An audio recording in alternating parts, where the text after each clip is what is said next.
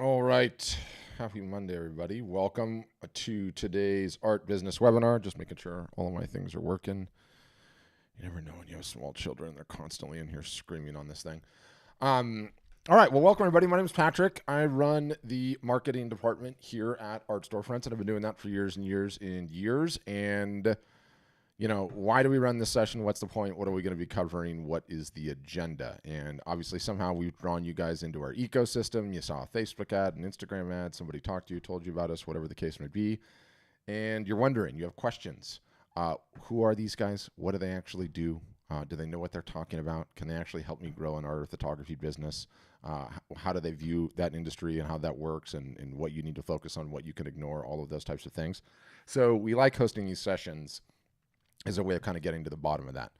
You can keep sending emails, and Lord knows we send too many of them, or read this, read that, send you a PDF or whatever. But these sessions we find are a great way to quickly get to know one another, interact, ask questions, speak face to face, and all of that good jazz. And we run 9 of these sessions internally every single solitary week for our customers. So it's a good first step for those of you that are contemplating signing up, what it looks like on the inside, how we do things differently, and all of that jazz.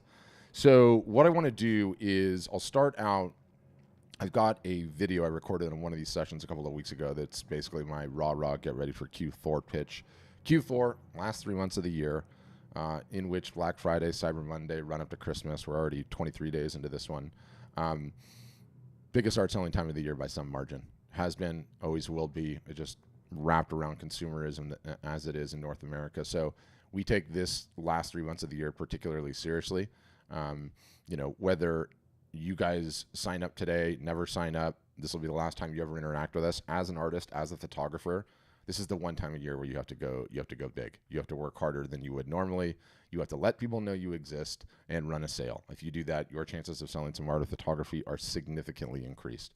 So it's a very, very important time of year. So what I'm going to do is I will play a video that kind of describes how we ramped up for it, what we think you need to focus on, how important the social media sites are, and some marketing tips in there. After that, I will come back on and we will jump right into the Q&A, the question and answer portion of the session. As the session's rolling along, if you look at the bottom of your Zoom window, they're constantly putting new buttons in this damn thing. It's sort of annoying. There's a little chat button, and in there you can throw questions. And as the thing's rolling along, I'll be more than happy to answer those. If it gets needs a little bit more in depth of an answer, I'll just save it for the actual Q&A on the other side. And then also in here, I've got a customer, Art Storefront's customer and photographer, Andrea Cross, and so she's answering questions as well. If you've got questions for her and not me, the corporate mouthpiece, you can of course do that. And it should also be noted that I'm recording this, and all of the links and videos and guides and tutorials and all the stuff that I mentioned in this video, I will send you as soon as this thing is over. So don't feel like you need to take notes or you're like, what was that thing? Like, how am I going to get that thing? I'm going to send all of it to you after the fact. And if anybody has to leave early, then no worries, because again, I'm going to send you a replay. So totally get all of that. So I'm going to start the video. See you guys as soon as it finishes. Somewhere, which is hilarious. Yeah, well, I'm really excited that you guys are all here. And despite the small group today, I will change absolutely nothing with the presentation. I will just get to pour more energy into you guys, your comments, your questions, your concerns. I call this thing the Q4 boot camp because Q4 is coming, but I want to rant about something else because it's top of mind and it's important to me. And it's not Instagram, but we'll talk about that in a second too. Let me get off that so it's not distracting. So I should say I've been at this business for like, 8 years, and it was in the art industry before that. And I've been running sessions like this essentially like 3 days a week since right around the time the pandemic started. So it's got to be 50,000 artists and photographers now over the course of that entire time.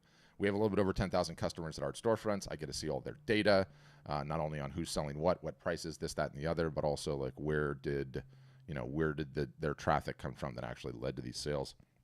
What I've come to realize in all of that is there's only three viable ways to make it today as an artist, photographer who wants to sell their creations. Only three. And let's talk about the three. And to give it some teeth, Um, let's just say a successful art business. I know everyone's definition of that is a little bit different, right? But for the sake of argument, let's just say a successful art business is an art business in which you have gross sales of $100,000 a year, right? Sounds like a lofty number, fine, but let's just say that. So, okay, there's only three ways to get there. Number one way, the way that everyone on this call would prefer to do, get into a gallery where all you have to do is create and they do everything else. That sounds awesome, right? Okay, let's work those numbers through. You're in a gallery, and you're doing $100,000 a year in gross sales. The gallery takes 50%. So that means at the end of the day, you get $50,000 back. And because it's gross sales, then you have to subtract your studio, your materials, your trips, your tripods, your lenses, all of that, and maybe you're left with $35,000. Hardly a living wage. Let's make that picture a little bit rosier. And by the way, the number of artists that are in that situation that are selling $100,000 a year in a gallery is probably less than 1 or 2% of the total artists and photographers that are out there trying to sell their art in photography. Let's make that picture a little bit rosier and let's say $300,000. Okay, let's triple it in gross sales a year in a gallery.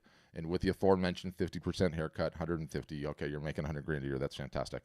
That's less than 1%, probably less than 0.2% of artists and photographers out there.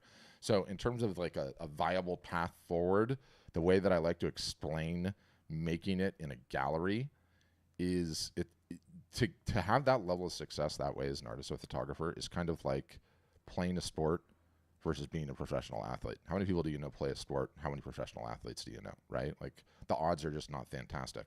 And the real death knell to the gallery model is you guys are all going to be artists and photographers for the rest of your life. I routinely get people on these calls in their 90s still trying to sell their art, which is amazing. And you realize it's the long game. Wherever you are, you have a ton of time left, right, to do this, God willing, of course. If you don't know who's purchasing your art and you can't market to them for the rest of your life, you don't have the ability to develop collectors. Collectors are folks that will come back and keep buying from you again and again and again, year after year after year. And it's the lifeblood of any art business. In the gallery model, you don't know because the gallery doesn't tell you who purchases. It's important to state that, important to understand that. All right, let's table the gallery model for a sec. Next is to become a road warrior. A road warrior is someone that does anywhere from 25 to 45 shows a year. The fairs, the shows, the farmers markets, the thises, the that's, and you are loading that car up, setting up the booth.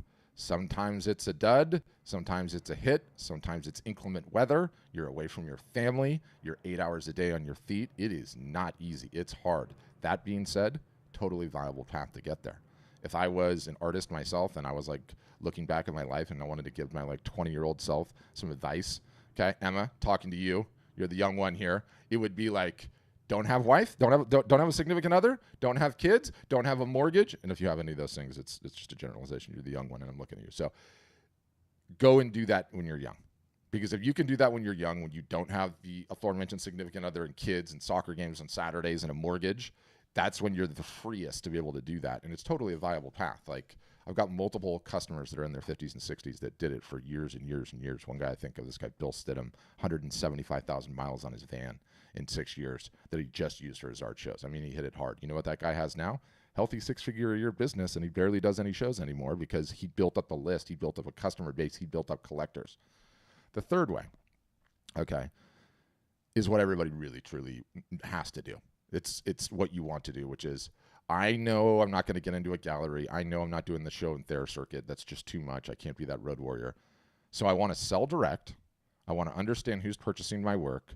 And it's totally a viable path. It's what we advocate. Here's the rub, though. You have to market your own art. You have to market your own art. There is no one that is going to market it for you. And for some people, that is a painful thing to hear. For most artists and photographers, it's a painful thing to hear, but it's true. Anyone that's been in this business for any period of time knows that you guys are all sold a bill of goods that somehow an artist or a photographer's vocation is just to create this amazing thing and everything else just happens, and nothing could be further from the truth. You have to get good and understand that marketing yourself is just as important a job as creating what you create. And the sooner you come to terms with that, the way better your life becomes. Why? Because there's never been a better time in the history of the world to do it. Not even close. I mean, for those of us that are older and remember the days before these things existed and before social networks with hundreds of millions of people worldwide were on their phones all day long, do you know how hard it was? Do you know how much harder it was? You were geographically fixed on the planet somewhere, and that's where you started, and that's what you had. You had to grind way harder.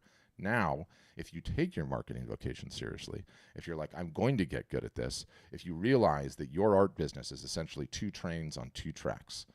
Train number 1, your art, your craft, your creations, your subject matter material, your brush, your lens, how good you get with all of that. That train has its own path, and it will go throughout the rest of your career. You want to get better at it. You want to make sure that train has no brakes. The other one is how good you get at marketing yourself. And you need to treat it seriously, and you need to turn it into an art form. And if you understand those 2 things, that is the path that artists and photographers get on, will become successful, will have a business that is growing year after year after year. And I really firmly do believe there's never been a better time in the history of the world to do that. But it's actually simple. Simple, not easy. Not easy in the fact that you guys have to get good at marketing. Not good that you have to take it seriously. Not good that you have to learn how to do this. And nobody likes doing it. I totally get that, okay? I mean, I run the marketing department here. Truth be told, I don't even like doing it, okay? Posting on socials on a regular basis, content marketing, right? Running sales, all the things that you have to do. But I don't know what the alternative is. I don't know what the alternative is. Because of all the tens of thousands of artists and photographers that have come through these Zoom sessions in the last 3 years, there are maybe 1 or 2 that were doing great in the gallery. And I saw specifically, like right when COVID hit and all those gallery people got closed up, those people were flooding into these Zooms going, what do I do? I've got nothing. My income's done, right? It was terrifying. The road warriors are the road warriors. And then there's nothing else. You know, there's nothing else. Like I've had like 6 people tell me they make more $10,000 a year on Saatchi, Fine Art America, Redbubble. I've had a couple of people on Etsy that are doing like $20,000 or $30,000 a year, but I haven't heard anyone else. So when you realize those odds, and please don't take it cynically, like this is only going to happen for you if you sign up at art storefronts. I don't care where you sign up or what you do, but I do care that if you want to take this business seriously and you want to see it growing year after year, it's the 2 trains, 2 tracks, no brakes. 2 trains, 2 tracks, no brakes. Okay. Now that rant is over with, I call this thing a Q4 boot camp, and I love the marathon analogy, all right? I hate running. I will never sign up for a marathon in my life. But I know some people that have, and there's one thing that you notice about those people that sign up for the marathon. As soon as you fill out that form for that miserable activity, your whole life changes. Why? You know the pain is coming. You start eating a little bit better. You start training and taking your exercising more seriously. You start getting better sleep. If it's me, you work on that drinking habit that you have, right? All of these things in your life, you start taking more seriously. And my contention, having been in this business for close to 10 years now, and having seen what goes on in Q4 the last 3 months of the year, it's a marathon that you're signed up for, whether you know it or not. And the training that you do between now and then, between the 4th quarter, the buying season, Black Friday, Cyber Monday, the roll up to Christmas, all of those sales that are in the water, all throughout that. More art, more photography is sold in the 4th quarter than the other 3 quarters combined almost sometimes. Like our customers that do it well have a good year based on what that 4th quarter is. And so my contention is that you're signed up for that marathon whether you know it or not. And the question is, what are you going to start doing between now and then? What are you going to start doing between now and then to get ready? Because if it's wait until the things start getting colder, kids are back at school, you're running around like a crazy person, next thing you know, it's Thanksgiving. I gotta have a sale. And then you post something on Facebook and send an email to 6 people. Not gonna be good, right? So we need to start training now, right? We need to start getting our businesses in order now. And there's a number of different ways that you can approach that and that you can contemplate it. But step 1 in all of it is have it in the back of your head. It's coming. What you do between now and then is going to dictate the level of success that you have, and it is the most important time of the year to be selling. Without question, not even close. And you have to have your art up on the website. You have to start working on an email list. You have to start marketing regularly and consistently on the social media platforms. If you do that now, you're gonna wake up come October and you're gonna be like, oh, got a little momentum in my back. Things actually look pretty good here. People actually know who I am, and I have the ability to market and run some sales when Black Friday and Cyber Monday comes along. So very, very important to understand that. Happens every single solitary year. Every year it is absolutely fantastic. in terms of sales, in terms of art and photography. So all very, very important. Pricing is another big one. And pricing is one of my favorite topics in this business period, right? And do you know what I love more than anything else? All the bullshit advice that's out there based on pricing. Here's the formula that you use for pricing. It's material cost times square inch times media times your time. Yeah, okay, great. Thanks for that. Magic, really. The only thing that matters is whether or not the art sells. There is no magical formula that's going to help you price your art if the art doesn't sell, which is why all of those formulas are nonsense. Pricing is quite simply this. And it's awesome and it's freeing. And once you do it and once you realize this lesson, and I have like a really in-depth article on this and I'm going to send it to all of you, you, creative types, need to have prices from 0 to 100. You need to have prices from 100 to 1,000. You need to have prices over 1,000. And you need to have one thing in the shop that is obscenely expensive. Okay? And let me break that all down with some real numbers. The 0 to 100 is really, really easy, especially if you're reproducing your artwork in terms of prints. But you also have to have non-wall art as a part of your lineup. Okay? It can't just be wall art. And the reason is that not everybody is ready to buy wall art all the time. And so you're out there, you're doing your marketing, you're getting your art, your photography in front of people, and they're like, wow, I really like this person. I really like their creativity. Problem, I'm not in the market for art right now. I want to reward this person for their talent, but I'm not in the market for art right now. If only they had something that was non-wall art related. Oh, they don't. Tell you what, I'll make a mental note to come back here. I'm going to go watch some cat videos, and you know what the masks do there, right? They're not coming back. They're never coming back. So the importance of having the non-wall art is so critical. No one talks about this enough. A business, specifically your guys' businesses, can be judged how well they are growing on one metric and one metric alone: the number of new customers you are acquiring per year. The number of new customers you are acquiring per year. Why? Why? Because the easiest customer to get is the one that you already have. It is significantly easier to get somebody to come back and purchase a second time than it is to go out and find a new person and have them purchase for the first time. And this is just a fundamental rule of most businesses, but specifically this business. And I alluded earlier to how important it is to not sell in galleries so that you know who is purchasing your work. There is a phenomenon in here. I stole it from this guy, so I always give him credit. Hold on, I'm going to grab his book. I stole this from Weiland, okay? Weiland is the whale guy. Most would say the best-selling artist in the United States. By the way, this book, fire, okay? Insane, amazing. You need to go buy it. Honestly, I should be on commission for this. In fact, he's got a gallery close to where I live. I'm going to go in there and get it. Short, sweet, no fluff. I'm sorry, here it is. But the rub is it's not on Amazon. I think he donates 100% of the proceeds to charity, so you have to buy it from his website. But honestly, Google this book and buy this book. Weiland defines a collector as someone that will purchase in upwards of 7+ pieces of art from him over the course of a lifetime. And this is a phenomenon I see played out continually with my own customer base. But when you have collectors, it's a phenomenon of this business, right? Like there's certain product categories that have collectors, right? If you ask my 7-year-old kid, it's those damn Pokemon cards. They're all over my floor right now. You guys would laugh if you saw these. But shoes, cars, wristwatches, art is one of them. And it's a fantastic thing because you will keep creating throughout the course of your life. And these collectors will just go along for the ride. You keep raising prices, they keep coming and buying and buying and buying. Oh, that's awesome. Emma just said that book is on Spotify for free. I did not know that. Definitely listen to it. You want to highlight it, though. I'm not kidding. Great book. Where was I going with all that? So if we know the most important thing an art business can have as a collector, and then we know in order for a collector to become a collector, they first have to purchase something, that underscores how important it is to have non-wall art as a part of the lineup, okay? That's the 0 to 100 range. Also in there, you obviously have small prints. And then let's say you're 100 to 1,000, you get into some bigger size prints, right? Your metals, your canvas, your acrylic, you go through that 0 to 1,000 range, and maybe close to the 1,000 range, you're in limited editions, and then above that, you have your originals. Everyone has to adjust it a little bit to taste. But you also need something obscenely expensive in the store. And let's say that you sell your originals, just to keep the math simple, at like $1,000. I want one in there for 10 grand. And why? Why one in there for 10 grand? That's crazy. I'm never going to sell that thing. I don't even care if you don't ever sell that thing. You ever been to a car dealership? And in the car dealership, that the big glass box in the middle, I know the car dealership is a miserable feeling in most people's heads because you have to deal with the salespeople. But anyway, the big glass box in the middle, right? Let's say we're at the Toyota dealership.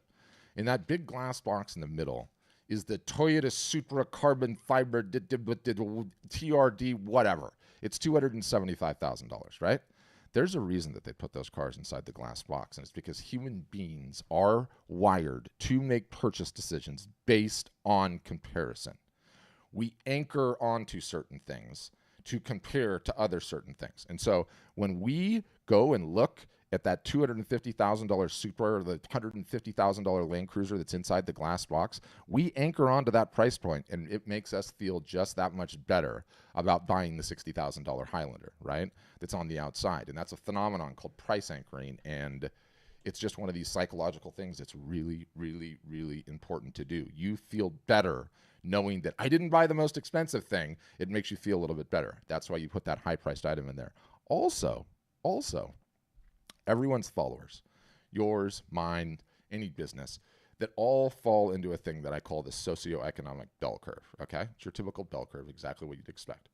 And down at the low end of it, you have the low socioeconomic status. Those people can't afford anything. They'll like, comment, share on your post. They're still good people. Then you have lower income folks, middle class, upper middle class, high net worth individuals, the bell curve, right? What does everyone always say to me all the time? Yeah, I just want to target high net worth buyers. Yeah, good. That's great. You and every other business on the planet, aside from the 99-cent store, wants to target the high net worth buyers, okay? That is why it's insanely difficult to do that. But the point is, you need to have this range of pricing that I'm discussing to be able to cover all of the spots on that bell curve. Because what happens when you do that is you acquire the highest number of customers possible. And the beautiful thing about acquiring the highest number of customers possible is you can market to these folks in the future. The bell curve is not a fixed entity. Your buyers and potential buyers are going up and down that bell curve their entire lives. The one that's living in their mother's basement right now is buying their new house 2 years from now. And you got that sale. Do you want to know why you got that sale? Because you sold them a mug or a mouse pad or a calendar or a whatever, and it sat on their fridge. It could be a sticker, okay, that's on my garage fridge with all the rest of the stickers. And every time I go out to get a beer, which is an enjoyable experience for me, I look at your art, okay? Now I've moved out of my mother's basement, and I'm going to go buy a house, and you got that sale. And that's how it works. And I get a lot of pushback on the merch, okay? I'm a fine artist, Patrick. I would never sell that merch, that cheap tchotchke crap. I'm not doing that.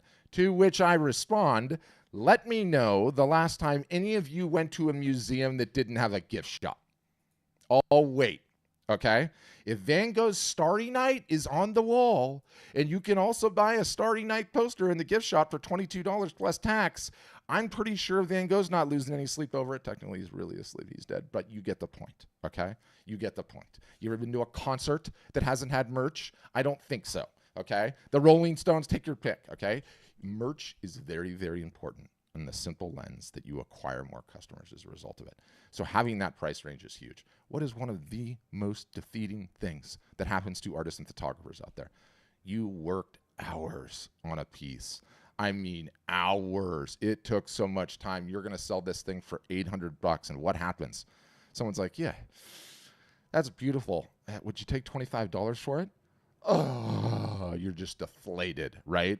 Like this person is just, I mean, it's like a troll on social media. I mean, they have just ruined your entire day. The beautiful thing is, when you have the range of pricing, it doesn't happen as much. It almost doesn't happen at all. Because people understand, they have a context of where things are in your lineup. Oh, this is $100 and under. Oh, this is $100 to $1,000. Oh, this is over $1,000. Oh, that's the $5,000 piece. And what's more, when you get those folks who don't know any better, okay, most of them are not bad people. They just don't know any better. You can be like, oh, that's fantastic. I love that you have the interest. That one costs quite a bit more, but let me show you what is in your range. And then we gently guide them to where we are in our range. Do you know how much better that is for your self-esteem? Okay, let me tell you, significantly better.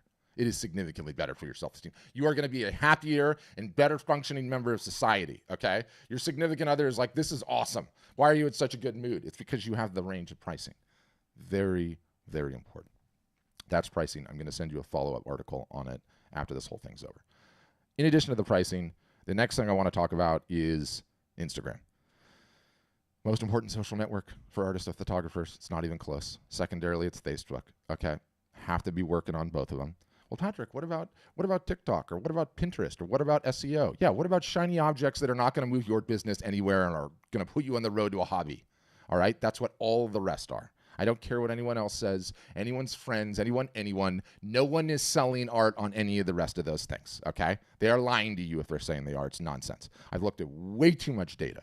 Aside from onesies, twosies here with weird circumstances, the two most important places that you need to be are Instagram and secondarily Facebook. And thank God for that. Okay, don't talk to me about TikTok. I'll kick you right out of this Zoom. You are lying to yourself, okay? Stupid Chinese app, communist app that is just trying to flood you with an endorphin hit. You got 10,000 views. You didn't get 10,000 views. You got 100 views from people that are never going to buy your work, okay? So when we stay focused on the only two platforms that matter, to the detriment of wasting time on any of the rest of those ones, I don't care. Just stay out of there. Stay in my lane. Facebook and Instagram and Facebook. You will end up winning. And why is Instagram the most important? What do you guys create? You create visual creations. What is Instagram? A giant visual search engine. Imagine that. Lines up pretty nicely, right? The beautiful thing is that Instagram has become, over the years, evolved into the credit check for artists and photographers. What do I mean by that? I'm going to buy something. I saw something. My neighbor had something. It's really important for me to keep up with the Jones. I'm going to go look at what he got. And what am I doing? I'm going instantaneously to Amazon. I'm going to read the reviews. Was that thing good? Is there a better one? Maybe there's a better one. Maybe I can one-up this guy because I got to keep up with the Jones. Now, we check Amazon is a way of getting credit checks, like getting the reviews of what something is, right? So you could say Consumer Reports or some of the other sites too. For artists and photographers, it's like, hey, I just saw this. I'm at your friend's house. You sold some art to your friend. I saw that. That's a great piece. Who did that? Oh, yeah, it's my buddy. It's my cousin, Mark McClanahan over there. And you should check him out. You know what they're going to do? They're going to pull out Instagram, and they're going to look for you, and they're going to look at your profile, and are they going to say, is this an artist that's doing anything? Is this an artist that's putting out content regularly? Are they on the up and up? Do they have 2 followers or 2,000 followers, right? And it's very, very important to understand, one, that Instagram offers a credit check, okay? So fundamentally, it's important just for that matter. 2, secondarily, and I should also say, like, you know, the data in this industry is so utterly, totally, completely opaque, right? Like, there's so much nonsense out there, it's mind-boggling. But there's 2 outfits that report on the super high end of the art market. One's the Hiscox Group, it's an insurance entity out of London, and the other is Art Basel teams up with UBS Payne Weber, I think. I think that's who it is. The 2 of them put out a report, and what they do is they survey every year all of the folks that are essentially buying $100,000 pieces and up. And every single solitary year, I've watched the results of those reports when it comes out, and every year it ticks up. Did you follow and or consume content from an artist on Instagram? Was Instagram influential in your buying decision? And in both cases, both of their surveys, like, those percentages are really pretty high. So it's significant in its ability to help you guys sell art. The top-end, high-end buyers are all there, okay? So that makes it very important as well. The beautiful thing about Instagram is you can reach a ton of buyers. The terrible thing about Instagram is you have to post frequently on it for years to really make a huge dent. So, yeah, 1, you got to get started. 2, you have to understand you're going to suffer in the short term, because it's not easy, and you have to learn how to do it, and you have to learn how to enjoy it and get good at it. And we can talk about that in depth. I have a ton of teaching on Instagram. But the beautiful thing that exists currently on Instagram, and I love this. Okay, we're going to have to do a little social media history lesson. But Facebook emerged. Facebook pretty much became a monopoly, okay? Power was unchecked. Then a new rising competitor came along, and Facebook is like, uh-oh, we can't have any competition. It was Instagram. We're going to go buy those folks. So they bought them. Okay, great. Now Facebook's even more powerful. It's Facebook and Instagram. I'm streaming on their platform while I'm saying this, so I get banned. You guys will know why. Zuckerberg kicks my door, and you'll know why. So now they own these 2 platforms. So the playbook was, we are a monopoly. If any competitors come along, we're just going to buy them. Okay. Snapchat emerges. Snapchat starts taking all of these young kids away from Facebook and Instagram. They're like, all right, what does the playbook say to do in this situation? Let me see the playbook. Market says if we have a competitor, go and buy them. All right, somebody go and buy Snapchat. So they go and try and buy Snapchat. Snapchat says pound sand. Mark's like, okay, what does the playbook say now? We don't know. He goes, all right, we're just going to copy them verbatim. And so Snapchat had these things called stories that disappeared after 24 hours, and Facebook copied them verbatim. So, okay, now Snapchat peters out. I mean, who's using that? I don't know. Some kids, whatever. It's whatever. I don't want to talk about it. The next one came along. This time it was TikTok. And Mark Zuckerberg went right back to the playbook. He's like, okay, this is awesome. TikTok is starting to steal a bunch of our users. It's competition. What should I do? Let's go try and buy them. He goes and tries and buy them again. They tell him no. He said, my wife is Chinese. Let me buy you. They still said no. So the next thing they do is they're like, okay, what is the playbook saying next? Copy them verbatim. And so that's what they did. And by the way, the other social players were watching, and now YouTube watched, and they're like, okay, let's copy them verbatim. So what did TikTok have? These short form little videos that were 120 seconds or less and were very compelling cell phone style video size. They copied that feature verbatim and called it Instagram Reels. YouTube saw that, copied that feature verbatim, called it YouTube Shorts. I could cycle through the 3 views of those 3 different products, and you could almost not tell the difference. They even put the buttons in the same place as copycats. Anyway, why it was a brilliant thing, TikTok coming along, is it destroyed what has been up to that point in time the social contract. What is a social contract? What do I mean by that? Hey, art store friends, work really hard on my platforms, Facebook and Instagram, and post a bunch of content. When you do, people will follow you and become fans. After you earn those followers and those fans, some small portion of what you create will be shown to those followers and fans for free. Early on in the days, it was like 90%. Recently, it's like 2 to 5%. Tiny, almost nothing, right? So that is what the social contract was. TikTok, God bless him, despite the fact that don't like the platform and think it's evil, has been still siphoning off users from Instagram at an alarming rate. It's all the younger kids and the people that are chasing likes that are not real and chasing views that are not real. It's a worthless platform. Anyway, so what they've done is they've torn up the social contract. So now where we are is we're in a scenario where you can get onto Instagram and you can have 2 followers, your significant other and your mother, okay? She likes and comments on everything. God bless you. Thank you, Mom. You can create content in the form of an Instagram reel. And an Instagram reel can potentially, if it's good, be seen by hundreds, by thousands, by even millions. In which case, you organically marketing without leaving your house, showing off your creations, understanding the platform, can get free reach. It used to be you didn't get that. And it used to be you had to pay a ton of money in terms of Facebook and Instagram ads to get that attention. Now you can do that without leaving your house. And that's an incredible, incredible thing. So it represents a huge, huge opportunity. And so that's where we stand right now as it sits in 2023. I believe Instagram is the most amazing platform that exists that can bring you guys buyers, bring you guys fans, bring you guys email addresses, and yes, sell your art of photography, but you have to get good at marketing it. You have to understand how to post. You have to work on your posting frequency, and you have to learn to love it. You have to learn to love it. None of which is fun, and none of which most of you guys want to do, right? You know, we have we have a little bit over 11,000 customers at Art Storefronts, and if you asked me a couple of years ago, like, what is our primary job to make those customers successful? I would be like, teach them to get really good at marketing and get them to do it consistently. Now, it's just keep them supported to keep taking positive steps every single solitary day, because all artists, the vicious cycle of artists and photographers, which has probably been the case for a long, long time and continues to this day. And I should preface this by saying I've been running essentially 3 sessions like this a week since before COVID. So over that clip of time, I'd say, I don't even know what the number is now, 10 or 20 or 30,000 artists and photographers that I've talked to from every season of life. 20s, 30s, 40s, 50s, 60s, 70s, 80s. Occasionally some people in their 90s come in. And the vicious cycle is just this. You guys have a God-given talent. You start creating the things. You really enjoy creating the things. You hate marketing. You never show the art to enough people to find out whether or not it'll really sell and be successful. Then you stop marketing. You quit for some period of time. Then you remember you want to do this again. You want to have a business. Then you start marketing again, and then you quit again. Rinse and repeat, rinse and repeat, rinse and repeat. And the years just passed by and passed by and passed by.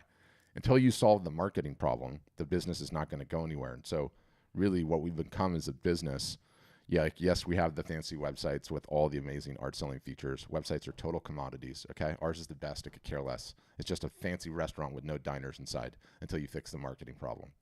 So making sure our customers keep moving forward, constantly teaching them the latest and greatest, holding them accountable, keeping them in community, letting them know it is normal to be on the emotional roller coaster of ups and downs, ups and downs, ups and downs. And those that are going to end up being successful are the ones that can crash through the quitting points, okay?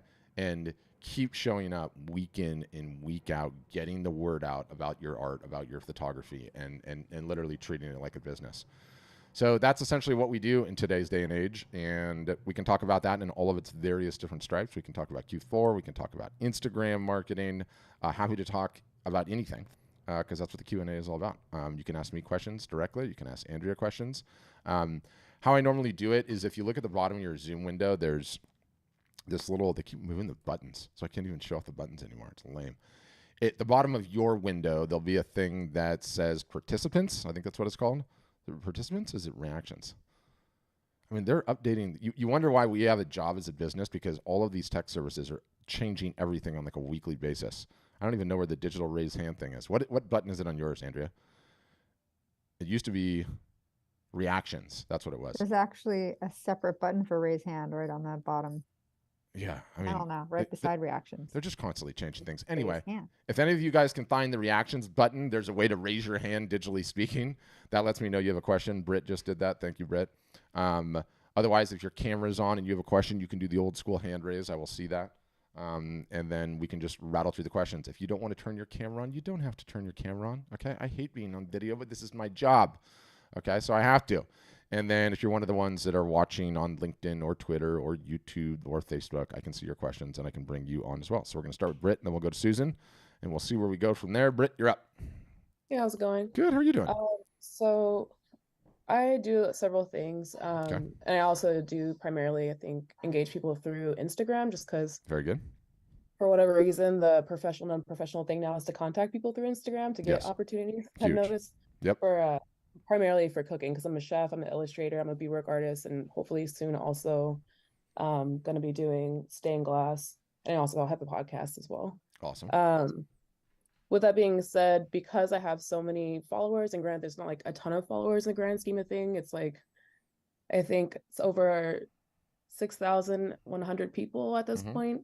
But because of that, my Instagram looks a little chaotic. Yeah. I've not created separate ones because, even though I think organization is great, because I feel like that having to just, it takes a long time to get that many followers, basically. Yes, it does. Do you have kids, Britt? I do not. Okay. Well, I have kids, and let me tell you, it is easier looking after one than it is looking after two of them, right? Yeah. So to your point, the one account, even jumbled is a much easier proposition than the two. But keep going. And I already have some advice, but keep going. Yeah, I was just wondering if you thought that was an effective strategy or not, which you kind of just answered that. And then also, given that, do you think having that website in addition to that is a good strategy? And do you find having like the link tree and all that kind of stuff in your bio actually is a good way to help drive people to said website, and if that's actually like effective in selling things? Because again, and I guess my other question too is, considering that my digital illustration is easy enough to showcase on the internet, thank God I have. I did go to art school. I actually went to art school for film and photography, so I have a little bit of studio photography training, so I do utilize that with my beadwork. But how can art storefronts also like showcase that well with the websites? Is that something that like y'all help with, or is that something that, yeah, how would that work, I guess? Because I kind of went to that one webinar with like regarding the websites and stuff, but I didn't really see like how something that's non-digital artwork or artwork. Oh yeah, that part doesn't matter at all. That's a total non-issue. Okay. Yes, you need a website, and don't take that as a sales pitch. I believe like the website is the only thing that we actually own, right? Everything else is rented land. Like Instagram can change the rules tomorrow. You're kicked off the platform. There's nothing you can do. So can Facebook, so can YouTube, so can LinkedIn. You're locked out of your account. The algorithm decides to shadow ban you, whatever it is. And so just on general principle, yes, I believe you need to have home base no matter what. And I need you to be capturing emails on home base. But going all the way back to the beginning, one of the things that I say all the time, and it's not so easy to wrap one's head around, is that art sales, okay, are 50-50. And then I'm going to tie this back into your situation. What do I mean when I say 50-50? They are 50% the quality, the caliber of the art, okay? How good you are with the brush, how good you are with the camera, how good you are with a pen mouse, whatever it is, okay? 50% about the art. The other 50% is all about the artist. Who you are, what makes you tick, where you're from. Are you a dog person or a cat person, religious, not religious, a drinker, teetotaler? Do you like gardening? Do you do CrossFit? People want to get bonded to people when they have something in common, right?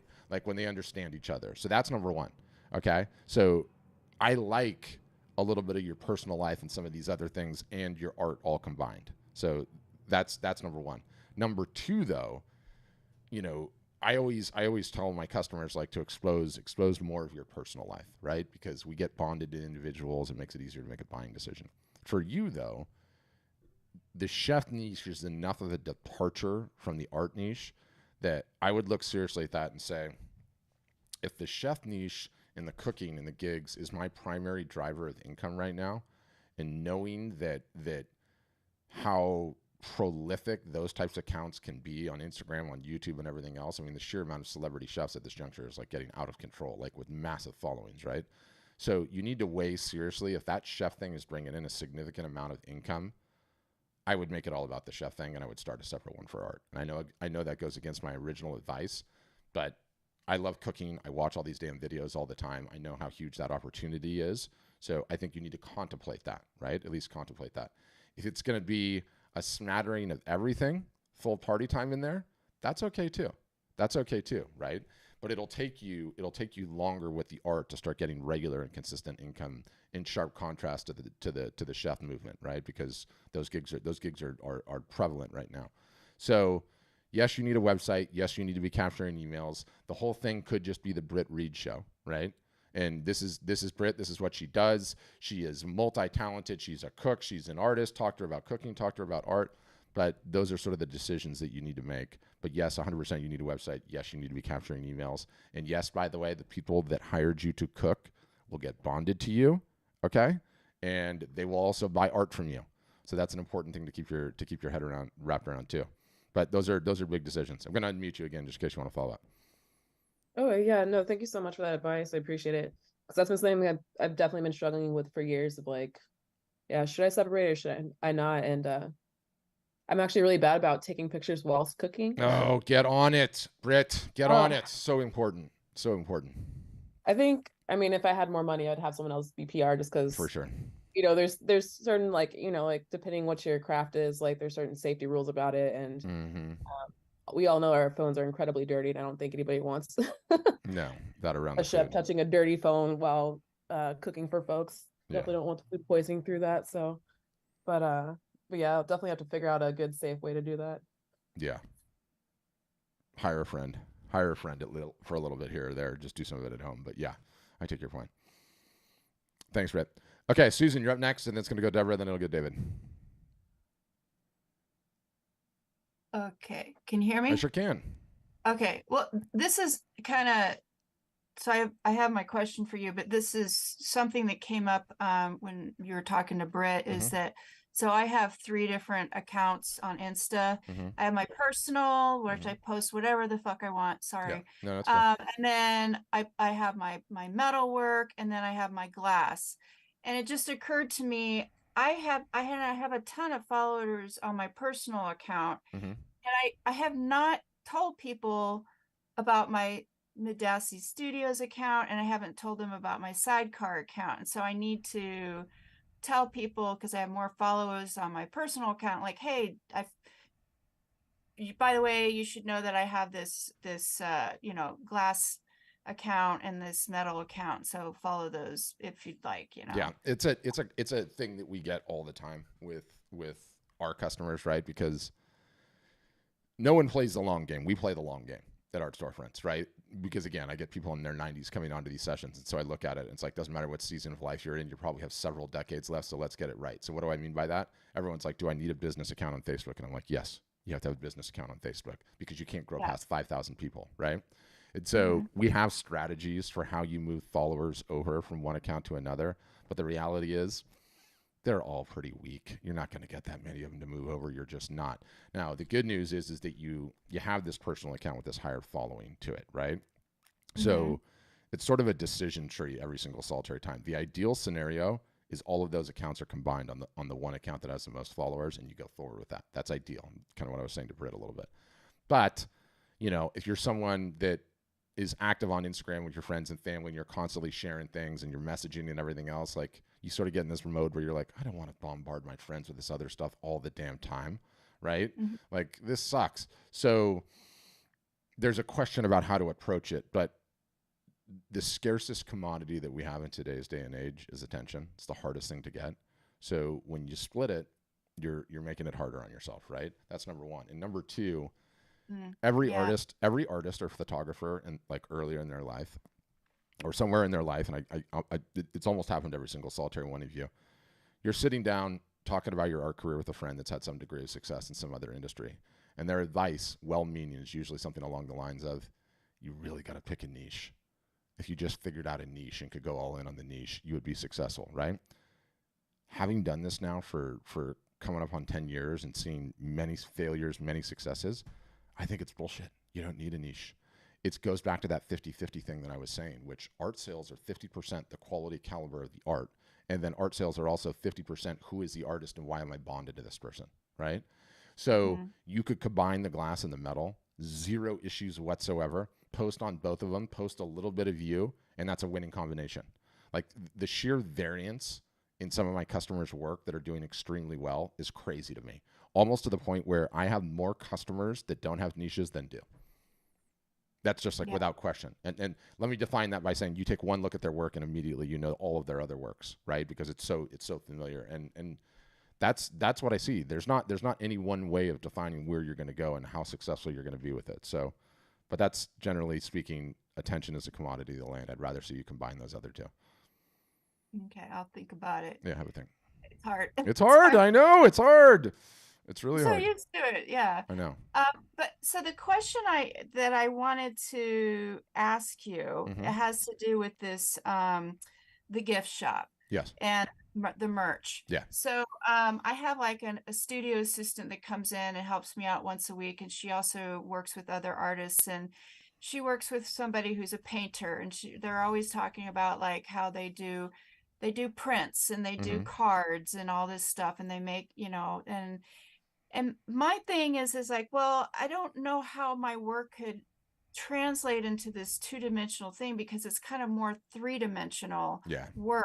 And like, how do I, like, I don't know. I know. I know exactly what you're saying. So the long and the short of it is get creative.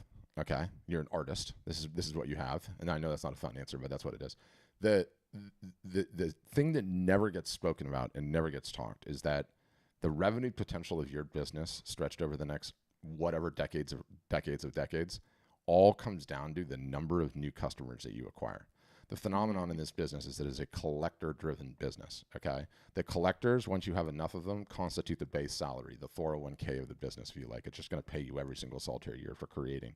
So where most artists go wrong is they're like, I'm not going to have this lower price point, lower commitment purchase. Instead, I'm just going to have expensive limited editions and expensive originals.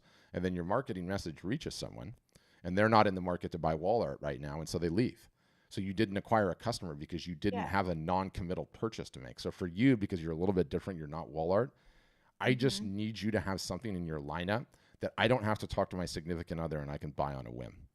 And once you have something like that, whatever it may be, for artists, and photographers, it's really simple, because I just say, like, look, guys, not everybody is ready to buy damn wall art right now today. And your Instagram message met them, and now they're on your profile, and they're like, I want to reward this person's creativity, but I'm not ready to buy any wall art. When you have this other stuff, you end up making sales all the time. So for you, I would focus on how can I get like a lower ticket entry level item, such that instead of acquiring 10 customers a year, I can acquire 100 customers a year. Because I know the math. The next 10 years, if you're doubling that every single solitary year, one, you acquire 100 customers. Now, next year, 200. Next year after that, maybe it's 300. Next year after that, it's 500. You're going to have a huge business in 10 years. But if you don't have those products, you're missing out on all those customers. And it's like, I had I'm not going to say the details because I haven't followed up with him about whether or not he got the sale over the line. But I had a customer call me, Andrew, you know who this is, call me a week ago. He's like, 2 weeks ago. He's like, man, I need advice. It's a big deal, big deal. I've got a multi 6-figure year sale on the line between like $150,000 $190,000. What do I do? And I gave him some advice for this and that. But I'm a marketer. I asked him, how'd this person find you? And he goes, 2.5 years ago, they bought a book. Right? And that's how it happens in the real world. So, you know, your bigger metal pieces, your bigger stained glass, did you say? Stained glass pieces or whatever glass pieces are probably Film expensive. glass, yeah. Are they Yeah. expensive? The big ones? They run anywhere between like 80 to like, you know, a few $1,000. Yeah. Okay. So you already have the low end price points. Yeah. So yeah, got it. But I still feel like, you know, I'm totally open to the calendars and the, you know, the mugs and, you know, even puzzles, things like that. But I just don't know how like a 3-dimensional object translates into a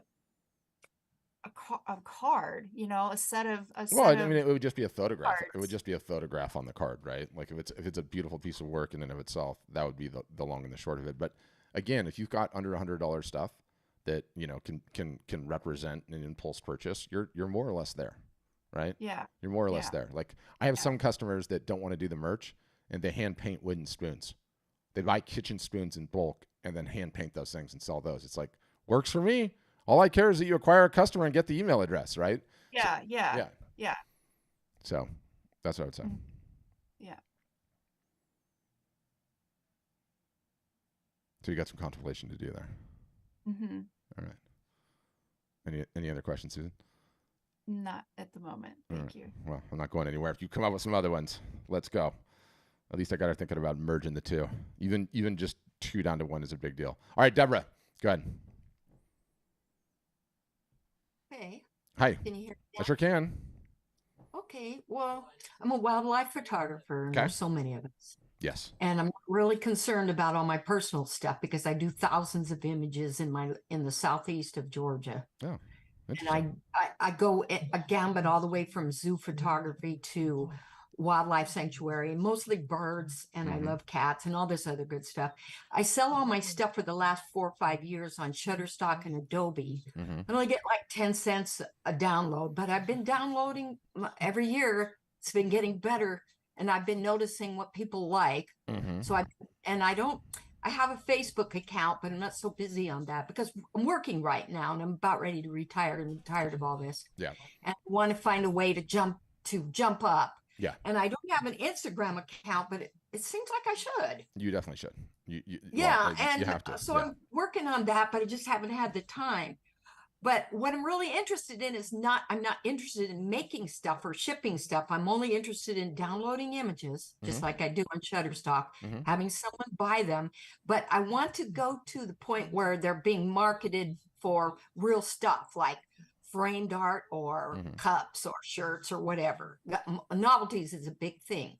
Yeah. I've already played around with some of my images on cups. It's really beautiful. Yeah. And like, look, you can't say you're not interested in that stuff because really the premise of what you're saying is you're not interested in the headache that goes along with that stuff. That's what I'm not interested in. Trust me. I know. I knew even without having to ask you. I already spend enough time. It takes enough time to get the equipment to go and take really wonderful photographs. For sure. And that takes time For and sure. money. I'm not interested in spending more money. And then I might lose in the meantime. But Deborah, here is the beautiful thing. Here is the beautiful thing. I have 3,000 or 4,000 images out there on Shutterstock and Adobe. Yeah, but that's only paying you hundreds of dollars a year. It's peanuts. It's not. It's not. That's it. But it's been okay so far because it's been an experiment, and I'm working full time anyway, so I didn't have a lot of time. Yeah, it's mailbox money. But I want to keep doing that. Yeah, it's mailbox money. I want more money per image. Let's put it that way. Yeah. So the beautiful thing about today's day and age in technology, and especially one of the greatest advancements that's taken place in this industry, is that we now have POD, print on demand. That's what I really would like. Yeah. What that means for Deborah is that an order comes in. You get paid, the printer gets paid, the printer prints it, he boxes it, he ships it, and our system sends the emails. You do not waste even a second of your time for any of the above. So it would be ludicrous to say you don't want to sell all that stuff. You do want to sell all that stuff because you don't have to do anything. Like the technology just takes care of all of it That's for you. what I want to sell all Yes. that stuff, but I don't want to print it and No, you don't have to. It's those days are over. It's amazing. Print on demand is an it just incredible depends thing. on how much it would cost me to do that through you. That's because I've looked at other modes, and it might be, I looked at Etsy, but that was the wrong forum for printed prints. Yeah, it is. For It is. digital. Yeah, it's a wrong forum. So Yeah. how much is that going to cost me? So one of the decisions you have to make is we're not a marketplace, right? Like a marketplace sounds to me is probably more what you're looking for, which is all you want to do is just upload your images to a place and then not do anything else, period, at all. With That's us, right. yeah, with us, you're actually trying to grow a business. So you're doing outbound marketing, you're doing Facebook, you're doing Instagram, you're growing an email list, you're running sales. Well, I don't mind doing that stuff because that's all part of it, isn't it? Yeah, it has to be. Otherwise, how are you going to get the word out? I mean, there are so many Exactly. landscape photographers. It's a numbers crazy. game. How many For people sure. see your stuff? Yeah, for sure. So, but you kind of need to make that determination, right? Because there are websites where you can just upload everything, and most people don't make anything approaching a living on that. But you can get mailbox money. But if you want to level it up, you have to take the bull by the horn, so to speak, and like actually outbound market and reach people. Okay. Well, how do you make that possible? We teach you how to do that year in, year out. So like we're a two-part organization. Like we are the website and the technology and all of those bells and whistles. Okay, wonderful.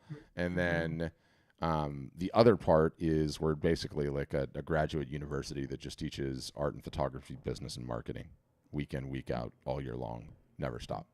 So that's who we are, what we do, how we exist. And so, yes, you get a website, all the bells and whistles, but yes, you're getting constant weekly teaching on, how do I tell stories on Instagram? How do I go live on Instagram? How do I run a sale? How do I approach discounts? How do I grow an email list? How do I have an in-person art show? How do I run Facebook ads? And then we support you for all of the above. So if you're stuck on Facebook or stuck on Instagram, or stuck with our website or stuck with anything, you can reach our agents, at any time all week and almost any time. Jump into a Zoom session, get unstuck, and keep going, right? So that's the difference between us and everyone else. Yeah. How much time does that? That takes a lot of time.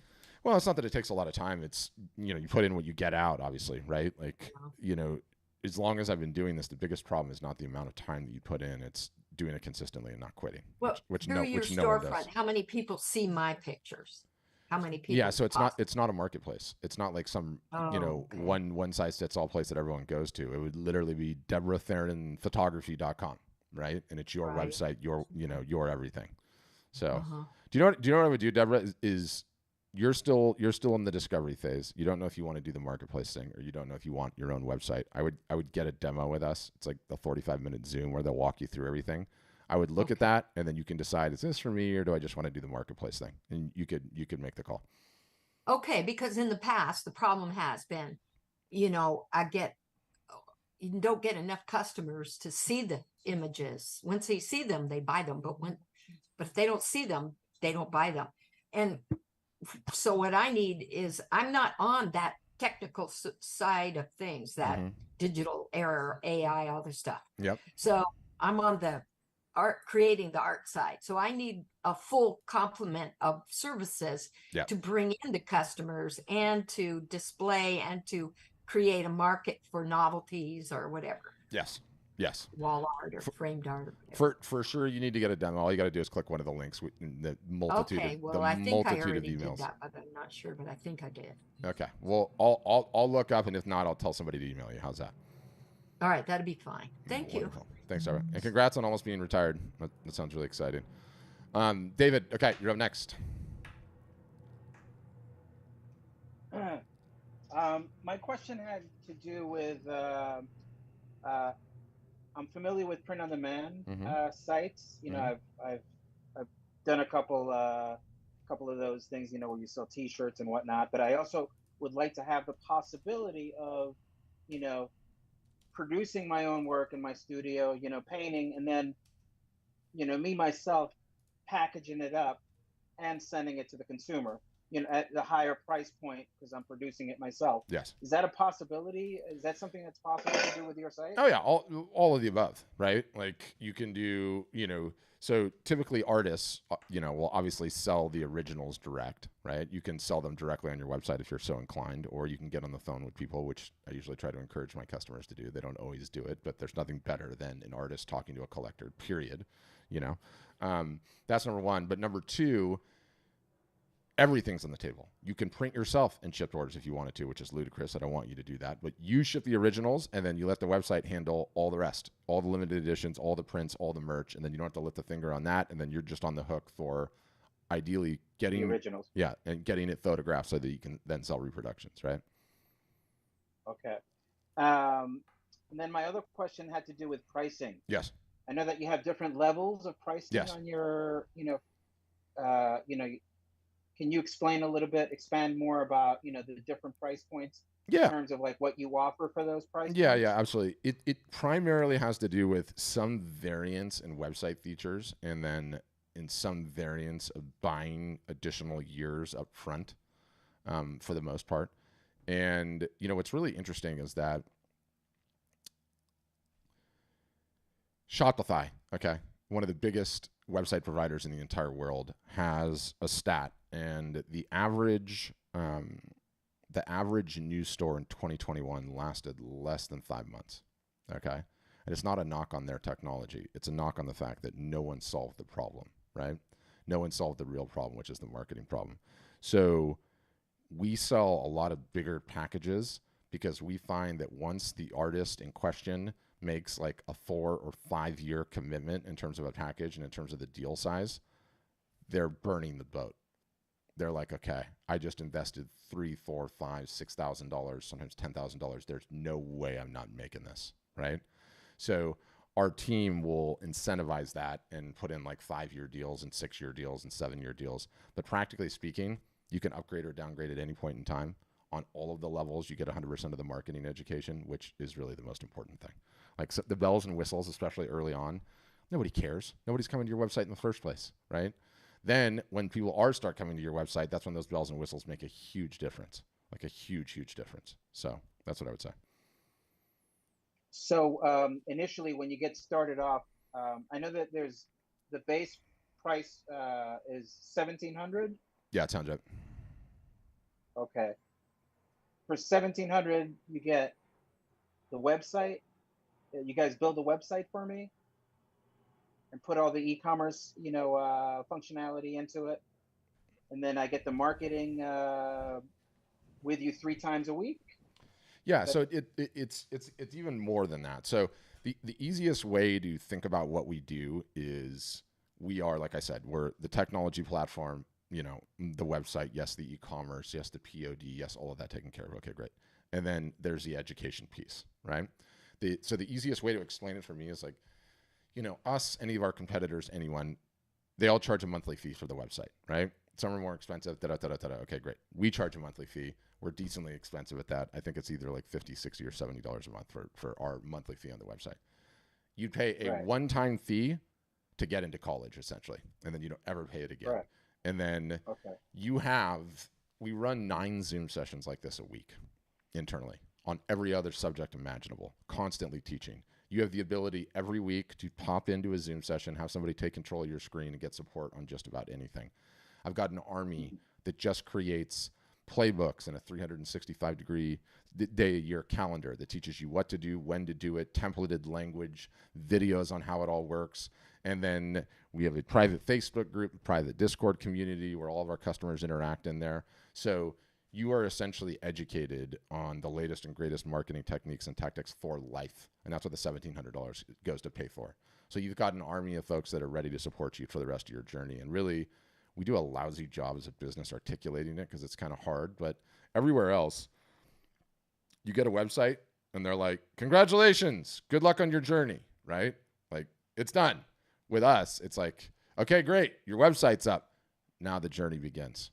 Here's where you need to go. Here's what you need to do. Here's how you announce to the world that your website just started. Here's how you get started in on your marketing. Here's the next sale that you're going to run. Here's the email language you're going to use. Here's how you're going to post on Instagram. Here's how you're going to post on Facebook. Here are the days that you're going to do that.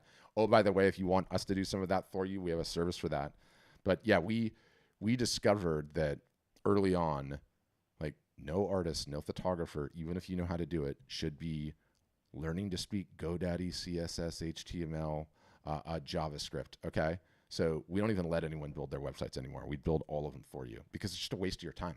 It's just time you're not spending creating art, and it's time you're not spending marketing, right? So we just do it for you because it's just faster, quicker, and easy for us to do it, and I don't ever want you to learn how to do it because it's a waste of your damn time. So like our evolution as a business started with a website. We're like, this is the best website for selling art. Still is. This is amazing. It's going to work so incredible. No. People canceling all over the place. Why? Because no one was coming to their website. We're like, no one has a website problem. We learned. Then we started with like DIY education. Nobody wants to go through that. It was an improvement. Nobody wants to go through that. Then we started in-person sessions. And then we started more in-person sessions. Then we did the community. Then we did so we've done all of these things just to try and solve the main problem, which is the marketing problem. That's it. It's the whole ball game for every person in the Zoom. All of them have a marketing problem, not going away anytime soon. So that's the difference between us.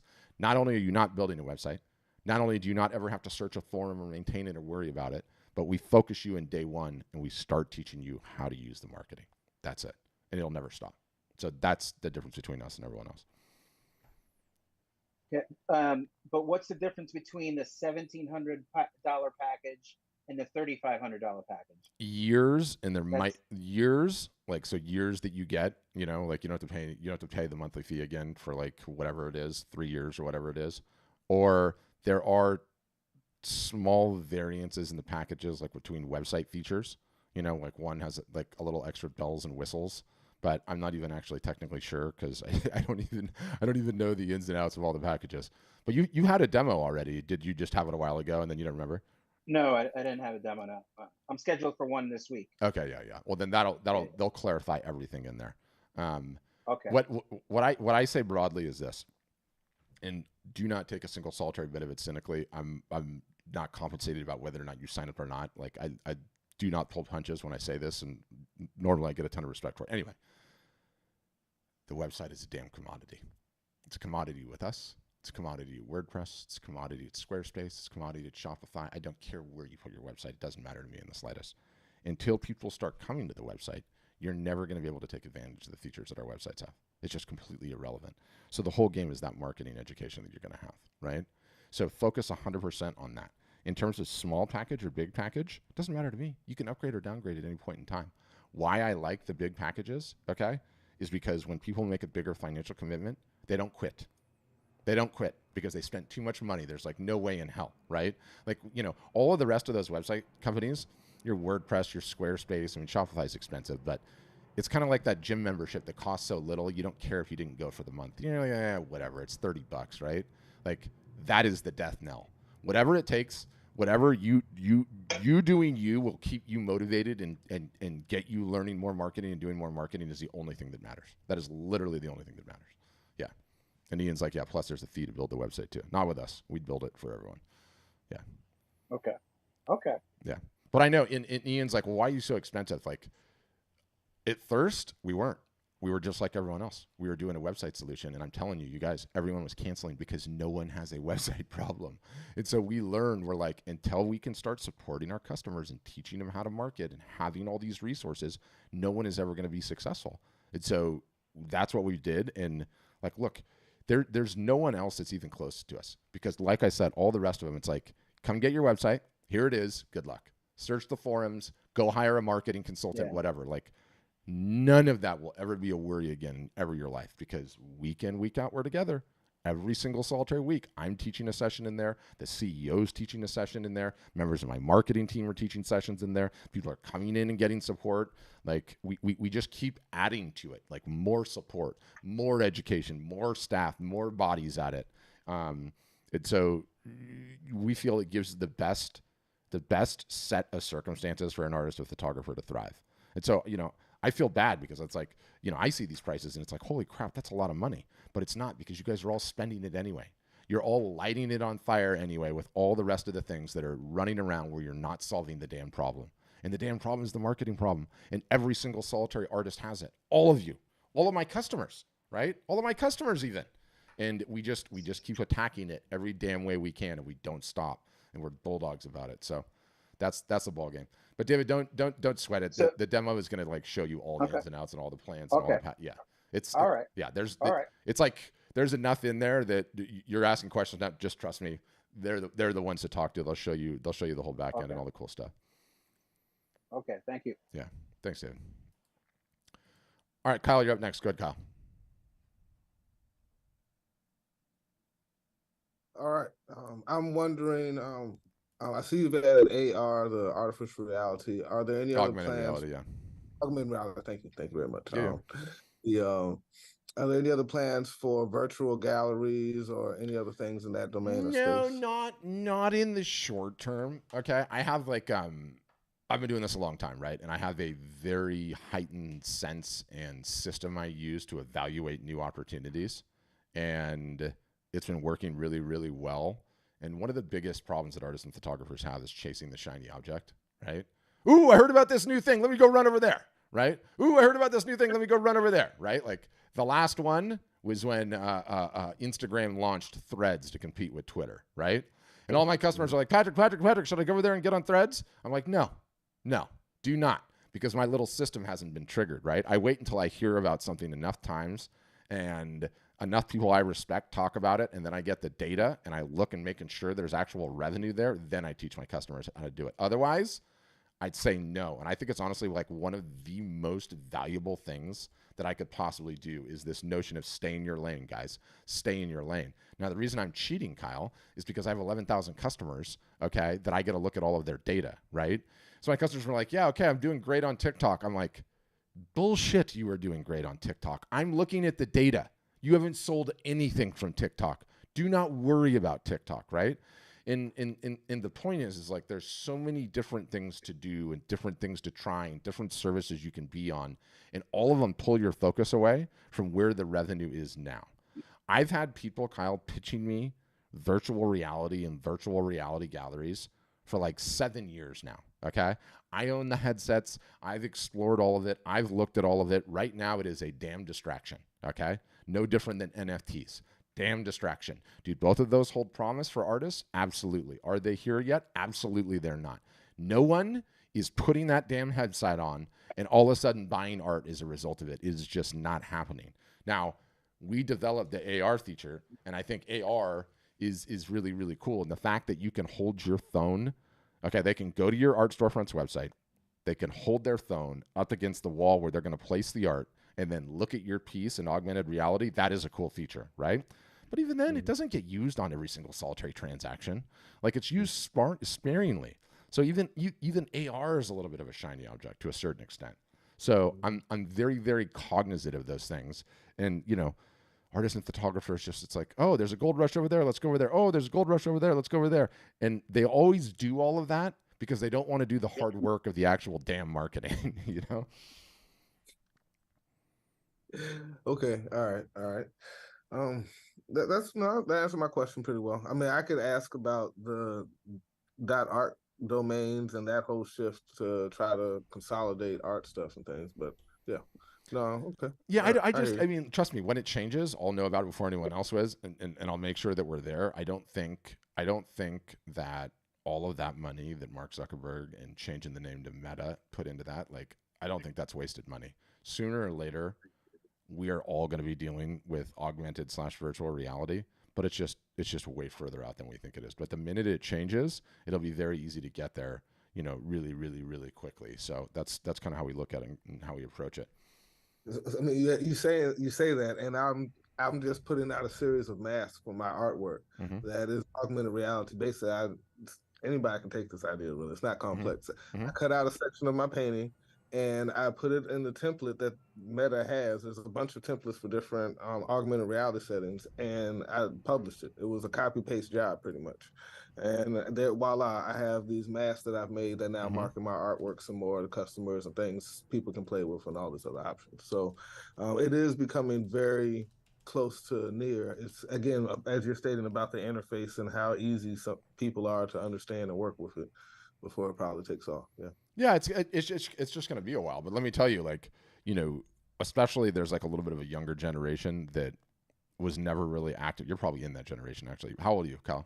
You're in your 30s? 39, but I 39. work with and I'm a nice little blend. Yeah. Yeah. So everyone's like, yeah, Facebook is so dead, right? Like, why do I even have to start a Facebook page in today's day and age? And I'm like, because Mark Zuckerberg is not MySpace Tom, right? That platform is not going to disappear. At a point, he is going to win the virtual reality game. I have no doubt he's got too much money and they're too smart over there. So it's like, we got to play the long game, right? I don't care if it takes 7 years until virtual reality hits. I want all of my customers having a decent following on Facebook such that when they do win, they're the ones that get into that virtual reality world before anyone else does. You know what I mean? So, right. Okay. Yeah. I hear you. Yeah. Got to play the long game. All right. Yeah. Yeah, that's some of my questions for now. Awesome. Thanks, Kyle. All right, Jesse, you're up next. Probably an easy question or a rhetorical question that can't be answered, but yeah, especially when you're focused on Instagram marketing and whatnot, or even the storefront to an extent, what is precluding people from just like taking screenshots and just like printing their own prints and canvases and things like that? I mean, is there anything that you can, do you recommend doing watermarks? Does that turn people off? Watermarks? No, you got 99 problems and that ain't one. I mean, that's the bottom line, right? Like everyone constantly, tells me like, dude, the amount of times that this has been brought up to me, and I'm not accusing you of it, but the amount of times it's been brought up to me in the context, someone knows someone that had their work stolen off the internet, right? I like try to get to the bottom of it every single solitary time, and I've never even seen an instance of it. I know it happens from here to there, but it's like, dude, this business is so damn hard that there's not some sneaky person going around trying to download your image, blow it up, and reproduce it. Like it's just not a thing. So, well, I guess just like from the consumer standpoint, right? And yeah, like, they do. No one's going to that length. Not in the slightest. Okay. It's just too complicated and too hard. I mean, I know how to do all that. Right? And I've been in this business for a long time. I could download an image off the internet. I could put it into genuine fractals. I could blow it up. Then I could go and take it to the printer. And it's like, dude, once you realize how much work that is, even with AI, it's such a pain in the ass. No one would ever want to do that. It's just not a thing that happens. So it's kind of like favorable answer. Thank you. Yeah. It's, stated another way. Do you know what the odds of going in the ocean and dying of a shark attack is? It's like 1 in 13.8 million. It's like that's the odds that something like that's going to happen. And you're going to get back in the ocean again, I imagine, Jesse, at some point in time on a vacation, or maybe you live by the beach or whatever. So just don't sweat it. It's not an issue. Cool. Thank you. Yeah. All right. No, David, the 1,700 goes to pay the army of marketing people. I mean, I guess it doesn't matter, right? Like, how you want to qualify it, but monthly fee, website, the rest of it goes to pay the marketing army. And that's essentially how it works. But again, they'll show you all of it on the demo. Yeah, Ian's saying in the chat, like, well, occasionally people will steal it on social media. Yeah, they will, but like, it's not to any frequency that ever does anything. I mean, to be honest with you, it's flattering. It's actually flattering when it happens because it happens so infrequently. And if anyone was ever to make any money off of it, all you do is you get a lawyer and you send them a cease and desist, and that's the end of it. And guess what? The flip of it's true too. Like, derivative works of someone else's copyright, or you painted a rock star that someone else took a photo of, like, we barely even ever get takedown notices. Almost not at all. Like, it's just not a thing that happens with any frequency in today's day and age. So that's what I would say. But who else, guys? Questions, comments? No, we don't, Ian. Yeah, Ian, I got you. Don't worry. Go ahead. And then Britt, I'll circle back. Don't worry. You got to unmute, Ian. Click the mic icon. How's that? Good. Gotcha. Perfect. Okay. So you said you don't even allow us to build our sites anymore. I am a full-time freelance graphic designer, photographer, illustrator. I've been in this 20 years in the industry. I have my own creative agency, and I sell my artwork as a road warrior at shows. Nice. I have my own Twitch channel. So awesome. A lot of artists, like we said, our hard part is not necessarily selling the art if we get it in front of people. Yeah. So I have a very specific brand that I have established. I am a branding expert in brand companies as well. Okay. So when building a site, I personally like a lot of control over that. And one of the things I did see is like your guys's I've done a lot of research into your company. Yeah. I saw all your like how to build a successful art shop site, and I think it's fantastic. I think the product that you guys have as far as a website goes is absolutely incredible. The hard pill for me to swallow is the 1700 startup, and then when you're not running the deal, and like you said, you might have when I asked the question, it sounds like you might have changed this, but at least when you're running the deal, it says we're going to build your website for free. So without the deal, it was looking like it's 17 setup, 2,000 to build, $50 a month minimum, plus the 15% that you're taking off every sale. And I get being a website builder, I get you have to build that and set that up. But if I wanted to do that part myself and not pay you for that and just pay you for the marketing side, or even just the initial, like, hey, just drop me the template so I can have all this AR and the other stuff, I'll take care of all the setup. I know enough about backend, I can do that. For sure. Is there any way to do that to bring that startup cost down? Because outside of that, what are we paying for on that? The $50 a month, I kind of get what you're doing there. The hardest part for me is an additional 15% on top. So right now we're paying $1,700 startup. Did you get dollars a year? Did you get a demo recently, by the way? I did get a demo a couple weeks ago. Okay. And I'll tell you, one of the things I'm actually doing, I love, and I was getting ready to actually send because I got, is it Nick? I can't remember. I've gotten too many contacts from you guys. Oh, we're relentless. But before you go into everything, before you go into everything, I want to challenge you on one thing now, and I think everyone else should hear this too.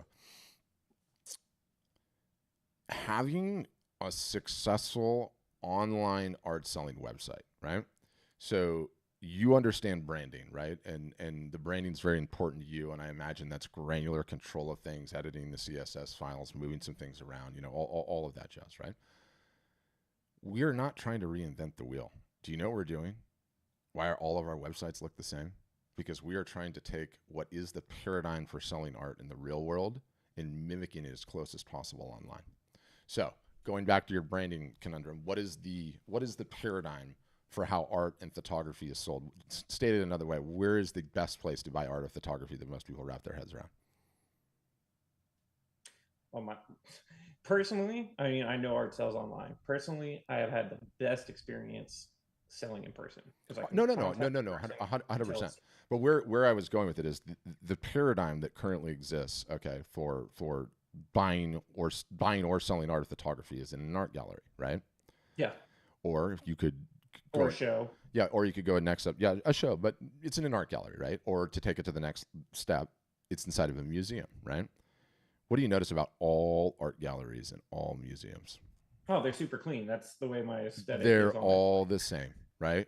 Plain white walls, lights on the art, nothing else. Everything else should get out of the way, right? And yet I look when everyone makes their own websites and there are fonts and colors and sliders and sometimes music that it's a damn miracle anyone would see the art. So it's been my experience that anyone that like tries to go and spend a bunch of time on customizing and dialing it in the way that they want just end up making it worse. And it's not your main problem. The main problem is the eyeballs, right? And it's always going to be the eyeballs. Now, you do great in the in-person fairs and shows. I love in-person fairs and shows. And by the way, have you seen my guide on that? I'm going to send it to you after the fact. I'll send it to everyone. But it's insane. I have the ultimate guide to fairs and shows, and it's insane. You need to read it. It takes me like an hour just to read the thing on a podcast. Anyway, so I know you want to do it, and you want to get it aesthetically on brand, and you want to have it looking exactly the way that you want it, but that is the most inconsequential shit in this entire thing, like level 11. Like, you are never going to see the ROI from you doing it. Could you build the website yourself? Absolutely. We don't demand it, right? We're not like communist about it. Could you customize it? Yes, you can. You know, there's CSS level access, there's script level access. You can do all of that. You can tweak all of that, put in your own font kit or whatever else.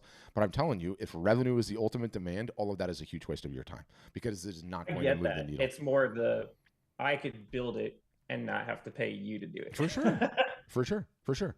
And you could have your own website, but that's not your big issue, right? Your big issue that you need solving is the damn marketing problem. Like, that's it. I agree. Yeah. And until you fix that, like, the business is just not going anywhere, period. And so all of these people get wound up on all of these various different things, and it's like until you solve the real problem, the business is just not going to grow.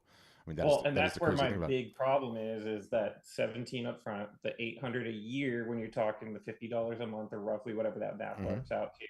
I can't remember because they did a no transaction. You have the 15% that you're taking from every sale, and the only way to get rid of that is to pay another $20 a month. So you're looking at $70 to $90 a month depending on the plan, and that's huge. 15% off of every single one of our sales. If I sell one sale at 1,500, which is not hard for me to do, like that's $150 plus. Do you know what an art gallery charges?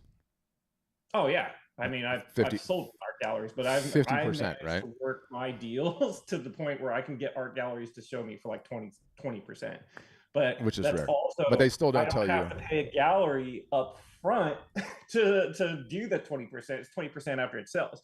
With you guys, I'm paying $50 a month up front, the $1,700 a year startup, and it's not a year. It's one time. I mean? It's the 1,700 is a one-time fee, and you're done. You never pay that again. Okay, then you pay the $50 a month is continual. Number one, if you're on the fence about the transaction fees, they just finished last week on Friday a no transaction fees deal for life. So you should email your person back and say, I want that. Just don't tell them I told you to do it. That's number one. Number two,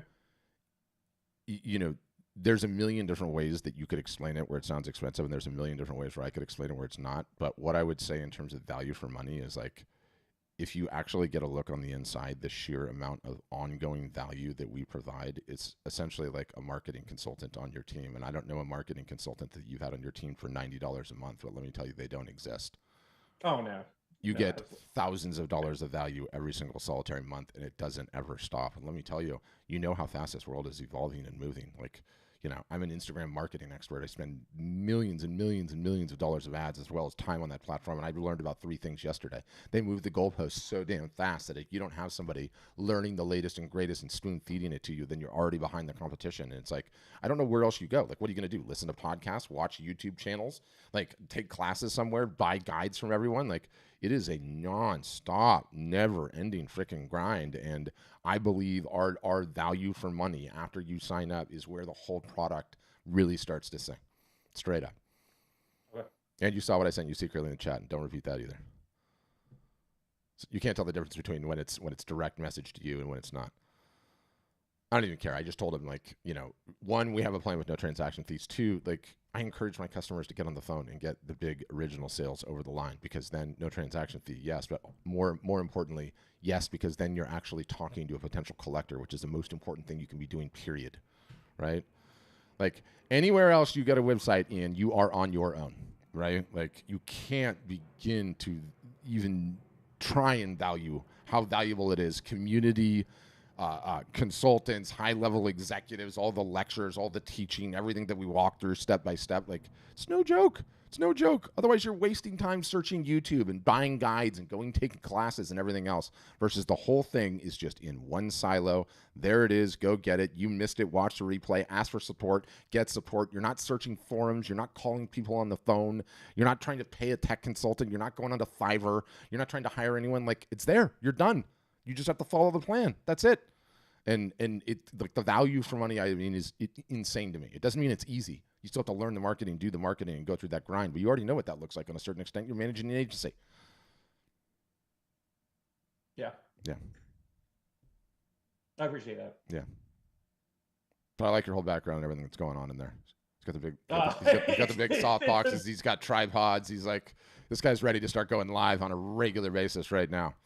I live stream on Twitch. This is actually leftover from a photo shoot that I just finished up, and it's a mess right now. So yeah, but awesome nonetheless. Yeah, that's what I would say. And I mean, I know you're on the fence. Secretly, and I'm literally not trying to push you one way or the other, but trust me, you don't ever want to worry about a website ever again. I know you can't. You're gonna have to fight everything inside your body to not do that, because that's what you do and that's what you want to do, but it's not what you should be doing. Period. End of sentence. And I'm not kidding. I want you to read. When is the next show you're doing? The next physical show is November 1st. Oh, so, man, that's coming super, super fast. I mean, do you rock a fish roll and do email capture on the whole thing? So I have just started reading all your guys' email tips, and let me say, folks, if you guys haven't been reading their blogs, I'm going to make a plug. Their blogs and all their stuff is amazing. I've spent probably more time in the last week studying everything that they offer. I was not doing email capture. I just bought MailChimp, $20 a month. That's also why I'm kind of like, oh, more monthly fees. You don't have to do that with us anymore, by the way. What's that? We have our own internal ESP now. You have your own internal now? Yeah, we soft launched it in March, and yeah, so that changes a lot, because I was like, I'm already paying $50 a month for you, and then I know it all gets nickel and dime. But hold on, okay? I want you to, if you have not read this, I need you to read this, okay? The Ultimate Guide to Shows and Fairs.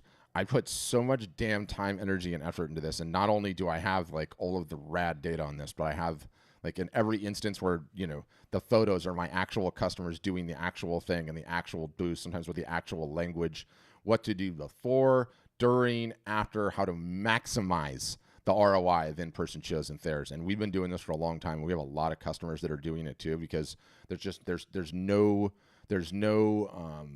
shortcut to being able to actually like get in front of like real eyeballs and actually like talk to them. It's just, you know, it's just real, right?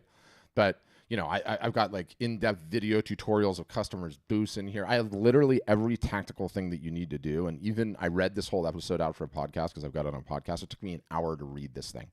Like, look at how badass her giveaway is, right? So she goes, pick which one you want to enter, okay? And they all fill out the things. And then not only like she's gamified, you know, the enter to win, right? And so put it in there if you want to win there. I wouldn't put it in there if you want to win that one, which is just fantastic. So, you know, I've got so many techniques and tradecraft and things wound up in here that, including how to run a live art show in the booth, which no one ever talks about. You've never done that. That's awesome. Yes, you need to get on it. So I'm very, very proud of that. I threw that in the chat, but I'll also email you after the fact. Yeah, I'll definitely check that out. But do it before. I just started looking at your email stuff. So I just put together an email list this week and launched it this week. So. Good. But do it. Just ignore everything else I sent you aside from that post before this show in the first. It'll be such a level up, and I'm not kidding. Okay. So you guys do now include email in your platform like a MailChimp instead of having to go through MailChimp. Yeah, so I don't want to talk about this right now because it's gonna take me down too far. We launched a new service in March, soft launched it, called Copilot. Did they not tell you about Copilot when you were on the demo a couple weeks ago? They had to. Maybe I misunderstood it, but I thought the Copilot was basically them. Like everything that was mostly pitched to us was marketing consulting. And I'm not gonna lie, like the guy who did my thing, without being mean, like I was kind of expressing some of my fears about how much money it was up front. I was like, well, will you be willing to shift on this and this? And he's like, look, if you can't sell artwork through us, you're not going to sell artwork, and you should just give up selling art online. And I was like, dude, like you just made me want to say absolutely not to your company right now. Yeah. Those guys can't help themselves sometimes. I mean, you know, it's just I'm like, I've been selling art. It's the marketing. So. Yeah. It's the nature of sales. So Copilot, here's what we've done. Yes, our own ESP, but because we have your website and because we have all the images, okay, because we have all of your emails, we connect your Facebook page, we connect your Instagram account, and what we do is we start doing some of the marketing on your behalf. Now, wasn't that the extra thing we had to pay for, like an additional? They include some portion of it for free, but it's still so new. We launched it in March. But what I've found over the years is that we have a big sale coming up. It's Black Friday. Is everybody ready? Okay. We have this calendar internally that tells you what to do. So I put all of the various different marketing touches on the calendar that exists for this Black Friday sale, right? You guys think running a sale is sending one email and doing one Facebook post. For the Black Friday, Cyber Monday sale, we have our customers send about 15 emails and post on the socials about 150 times for the one sale, okay? Obviously, I know my customers weren't doing 100% of that. What I didn't realize is even with the teaching it, so we would teach it, we would put it on the calendar, we would have a Zoom session, let's everybody get ready for the Black Friday, Cyber Monday sale, here's how we're gonna do it, here's how to do the Instagram stories, here's how you do that on Facebook, here's the videos, here's what day to post everything, everybody follow this. And what do I get from my customers? A bunch of yeahs, right? Yeah, Patrick, I'm going to do it. Yeah. And then you know what happened after the sale's over and I audit it? They phoned it in. They've phoned it in. They've changed the language, self-sabotaged themselves. Take your pick, right? So what Copilot does is it handles all of the marketing that they won't do consistently. All of the emails go out with the exact language I want. All of the Facebook posts go out. All of the Instagram posts go out. What it doesn't do is the stuff only you guys can do. So it doesn't do the live art show, right? Because you have to do that. It doesn't do videos where you're talking about the sale. It doesn't do the Instagram stories that only you can do because, again, 50-50, right? 50% the art, 50% who you are, what makes you tick, what makes you interesting, who you are as a person. So that's sort of the duality of where we've gotten. And along that whole journey, yes, there's now an ESP internally, so you can send emails through it. Nice. So my question is then, you said that you will just send all that marketing out. There's a concern for me in that if it's coming from me, because I just no. There's a dashboard. The whole there's romance a dashboard thing, you know. Yeah, so there's a dashboard. There's a dashboard where you can audit all of it, change it if you're so inclined. But okay, so you can say, hey, don't send 15 emails because I promised my people I'd only send 4 a month. So. Yeah, don't do that again. So that's number one. But no, we do it. We do it tastefully, and I'm talking about like huge sales. Like there's 2 a year. They're this big. Black Friday, Cyber Monday being one. Yeah. There's a dashboard, kind of like a social media scheduler, marketing automation type of a dashboard where you can edit anything, change any of the language, turn any of the things off, right? But the key is that they're all there, and if you don't touch it, they go. And you know what I find?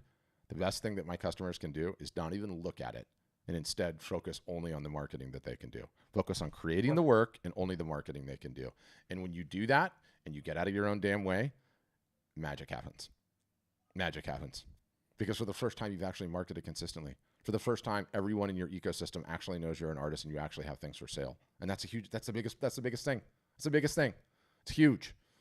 It's absolutely huge. Around the Instagram, what I call the Instagram drop off. I don't know if it's a shadow ban, whatever it is. Mm-hmm. I would get, and I'm not huge. I only have like 1,100 people, but I would get easily 100 views, 100 likes, and I can track, I had 500 people viewing it because I have the business account. Yeah. I'm lucky. With that over 1,000 followers, I'm lucky when I look at my viewership. If I got 100 views total, usually 80 to 90 of those are people that are already in my circuit, and the other 10-15% are people I haven't seen. So my content, even if I'm posting once a week, twice a week, is not, it's like hitting a wall and not getting seen. So you're probably, are you making reels? Every once in a while. I'd probably do more solid content, but I have been doing reels at least twice a month. Okay, so start doing reels twice a day. And when you're doing the individual feed posts, don't make them individual image posts, make them carousels. It could be a carousel of images, or it can be a carousel, it can be a hybrid. That's when you put like 10 images together. Yeah, it doesn't need to be 10. It doesn't need to be 10, right? It can be like 3 or 5, right? Like, right. Yeah, that's what I mean. Like it's a image post, but then when you swipe, there's more in it. And so it's like you have a business account, right? Like, do you know what the whole ball game is? Business, insights. And I want you to tell me right now what yours says. Go onto your phone right now and tell me. So go to. I want everyone to do that. Well, if you don't have a business account on Instagram, then it won't mean anything to you. But if you're selling art, you have to have a business account. You have to have a business account, 100%. So what is yours say on insights? And then scroll down to the bottom and tell me how many posts, how many stories, how many reels, how many videos, how many live videos last week. Okay, so accounts reached, we got 251. Engaged. I don't care. Those are all bullshit metrics. The content you share. You're looking for posts? Yeah, show me. Posts, stories, reels. Just read them out. Hold on, it's stuck. This week, just the one. Stories, I did 3. Mm-hmm. And then can I go back farther? It's funny. I checked the metrics on the post, but I never checked the actual entire insight. I know this is the only thing that matters. Don't worry about yours because I know what yours is rhetorically. Look at mine.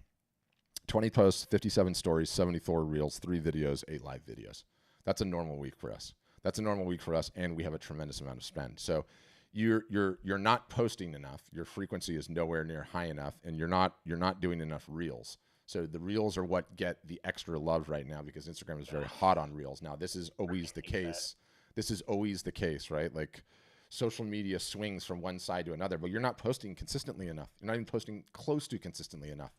And this is where all the eyeballs and all the attention is currently right now on Instagram. So you need to be doing way, way more. The only metric that matters right now, honestly, is number of pieces of content you post per week.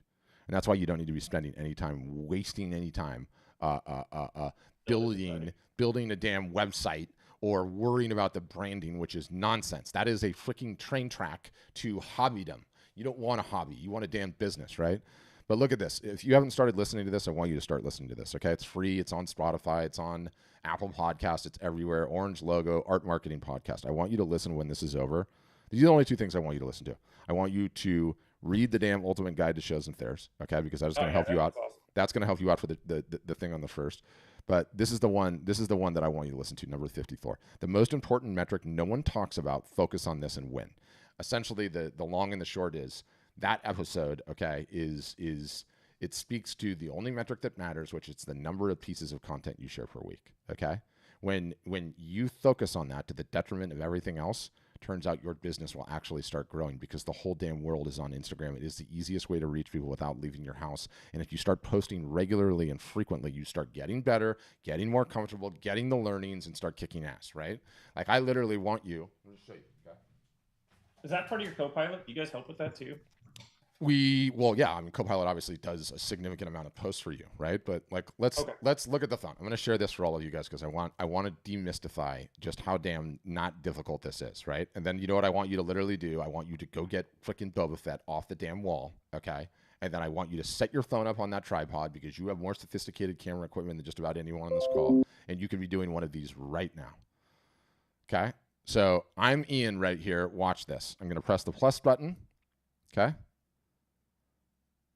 I'm going to go live right now. This is how quick this is on Instagram. I'm just going to press the green button. In 2 seconds, this is going to start. So this is actually Ian holding up Boba Fett. What's up, guys? It's me, Ian, and I just want to let you know I'm going to be at a show November 1st. I'm going to have Boba Fett for sale, okay? The original, and I'm going to have metal prints, which are hand-signed, all right? The show is November 1st. It's such and such. If you're local and in the area, you can come to that show locally. If you're not, just to let you know, I'm going to be running a sale for everyone else at that time. There will be a live art show in my booth, and for anyone that sees that show, you get such and such percentage off. Hi, Instagram. I'm teaching people how to use Instagram. Boom. I'm going to end that. I'm going to click end now. I could share, which means I would give it a title. What does it say? Can't post this video? Oh, because it's at least 1 minute. Anyway, I normally rant for a little bit longer than that. But I could have grabbed that, right, and shared that on my timeline. Where's the last one I did like this? I mean, I do like 6 or 7 of these things a day. And you see, we have 60,000 followers. And so what did I end up having there? I had like 40 people. You know, I normally do them in the car. Instagram, right? I'm going to be talking about quitting. Anyway, so you share it in the timeline, a live broadcast, and instantaneously it becomes a reel, right? You want to talk about one of the highest leverage things. And why am I mentioning this to you? Because you have all the damn equipment. You've got the fancy lights. You've got everything that it takes to turn that on. You can, in 30 seconds, okay, when you start getting intelligent on this and when you start working on the thing that matters, not the nonsense of what the site looks like, you could do a live broadcast, have a thumbnail ready to go, save the thumbnail, have a reel, grab the reel, put it into your story 3 days a week. Within 10 minutes of content creation, you can have content that goes into a live broadcast. You catch whoever you catch. You know, it's serendipity based on the time. Then you've moved to an actual reel because the live broadcast gets converted into a reel. Then you go and grab the live broadcast or the reel and you throw that in the story. And then you wait a week and throw it in the story again. It's like all of that you could be doing. The content numbers that you're putting up right now are rookie numbers. No wonder you're not getting any views. You can't do that little. No one cares about the feed, right? Instagram is 3 social networks in one. Not enough people talk about this, okay? The mental takeaway that you need to have on Instagram is that it is your job to have your art hanging in all 3 rooms, okay? All 3 rooms in Instagram, because the way that user behavior works, some people come onto Instagram and they only go into one of the rooms. Some people come into Instagram and they'll go into 2 rooms. Some of the people come onto Instagram and they go into all 3 rooms, but it's rare. And then every permutation in between. So when you do not have content in all 3 of the rooms, that means you are significantly missing out on the people that did show up on Instagram that day. What are the 3 rooms? 1 is the feed, 2 are reels, 3 are stories. Your job is to make sure that you have content in all 3 rooms all the time. Not that difficult to do. 5 to 7 stories a day, fine. As many reels as you can do in a day, 2 is great. 1 feed post a day. If you just did that, you're cooking with gas already. Your views will change, your likes will change, you will get more direct messages, and you will get more sales. Now, contrast that with switching the branding on the damn website. Which one do you think is going to put more money in your pocket, Ian? Oh, that. You And that. it was nothing about switching really the website branding for me. It was not having to pay you to build something like fine. But my point is made, right? My point is made. Yeah, no, that's freaking genius. Yeah. So did you write down the podcast episode? I really want you to listen to that one. Seriously. I took a picture with my phone. Okay. Do that. Because you realize, like, I'm a social media marketing expert. I hate social media. Okay. I don't share anything personally, but I'm contrarian enough to understand we are all essentially in the fishing business. Okay. All of us. You guys need more eyeballs for your art. Those are the fish. I need more eyeballs for art storefronts. Those are the fish. If we're in the fishing business, which is just attention, we have to get up in the morning, drive down to the docks, and drive the damn boat to where the fish are, because that is what we're trying to do. The fish are on this. All of them. All over the world. And we don't even have to leave home to reach them. And that is an amazing, amazing thing. When I was coming up, you had to do everything locally, and you're limited to your geographic area. So greatest time ever to be an artist doesn't mean it's easy, though. You got to do the grind and everything else. So, all right, I've spent a ton of time with you, Ian. Yeah, sorry. I want to see. No, it was mostly me. I was enjoying it. I want to see you on board, but I understand. I understand your points. But just the marketing is the only thing that matters. And read that guide and let me know after the show. Honestly, send me an email and tell me how you did. In fact, send me a photo of your booth. I want to see it. All right. Deal. Thanks, Ian. All right, Britt, I'm running out of time, so I'm going to get you and Deborah, and then we will call today a day. Yeah, and I'll try and make mine quick. So also, Ian, thank you for all of that. I appreciate that. And your art's dope. I checked it out. So kind of to his point and kind of what I mentioned before too is I noticed that obviously things changed a lot after COVID was done. People weren't at home anymore. Yeah. I know beadwork artists saw a significant change of being able to sell really quick. Do you think that the blue check mark, or paying for that now that you have to pay for it, is worth it in order to be able to get around the algorithm a little bit? Because perhaps it's a conspiracy. I don't know. Some people believe that perhaps if you do pay for the blue check mark, then that will get you also more views on the algorithm. And obviously, for the people I talk to, it's conspiracy because we don't know. You're an expert. Figure out to ask you. Yeah, it's a great question. So were you here for the whole presentation, including the video up front? Yeah, I was. I've seen that one also before on your Facebook, which I have to say, I would stop apologizing for saying that you guys post an email too much, because essentially it's just modeling correct marketing behavior. Yeah. So, whatever. Oh, yeah, we're out of control. But it works. So here's the thing. Like, they all copy each other now, right? Zuckerberg ushered it in when he couldn't buy Snapchat. He copied stories, right? Couldn't buy TikTok, copied TikTok, little short form videos, made them reels. So he saw Elon Musk do the blue check mark, and he's like, oh my God, we got to do the blue check mark. On Twitter, now X, it 1000% makes a difference to be verified, because when you're verified, they give your posts and your responses more prominence, right? That is the theory for Instagram, but I have not seen any evidence for that yet. Meaning they are supposed to give you, more reach, more prominence as a result of that check mark. What I know is that no case study I've seen, no data I've seen, indicates that it is a thing, right? And I might as well, I got Gary up right now. I want to just show, because most people are like, what the hell are they even talking about? So you see how it says his name at the very top, Gary Vee, and there's a little blue check mark. You can pay Facebook for this. And, I have a bunch of customers that have done it. Here's Jonah, one of my buddies. You can see how he's a little check mark too. What is it, Britt? Do you remember? Is it $10 a month, or is it something more than that? I'm not sure. It might also be $8, like how it is supposedly on X, which I refuse to get on. But if I had it in my budget, I would do it. Okay, that's what I would say. I would do it because, look, anything that's going to differentiate you from all the rest of the artists, even for just a little bit, like if it's $10 a month or $8 a month or whatever it is, I want you to Google and tell me how much it is. Let's just say it's $8 a month. 8 times 12 is $96. If you get one sale over the line, you've covered it, and then some, and ROI positive. So that's what I think. I think it's worth it.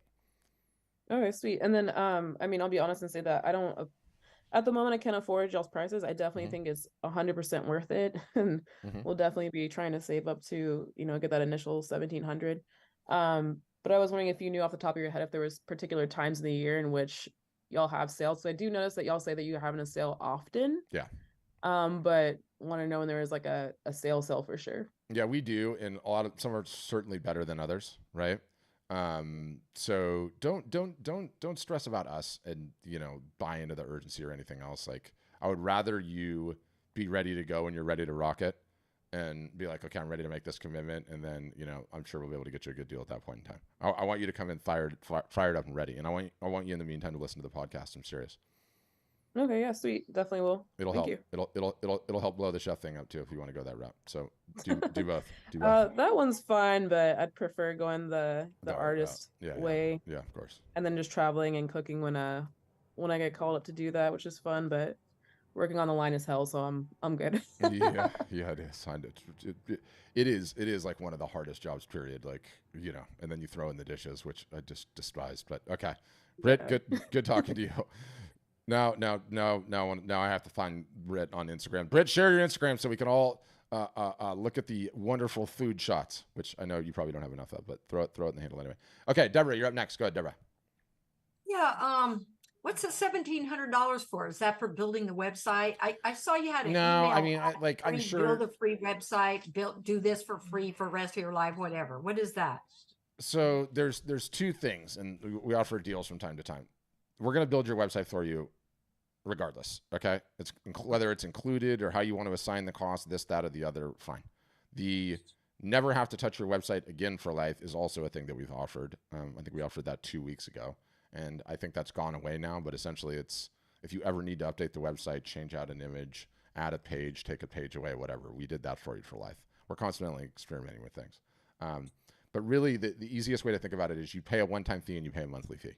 The one-time fee, however anyone else wants to describe it, what it is going to is the army of people that are going to be supporting you for the rest of your art selling life.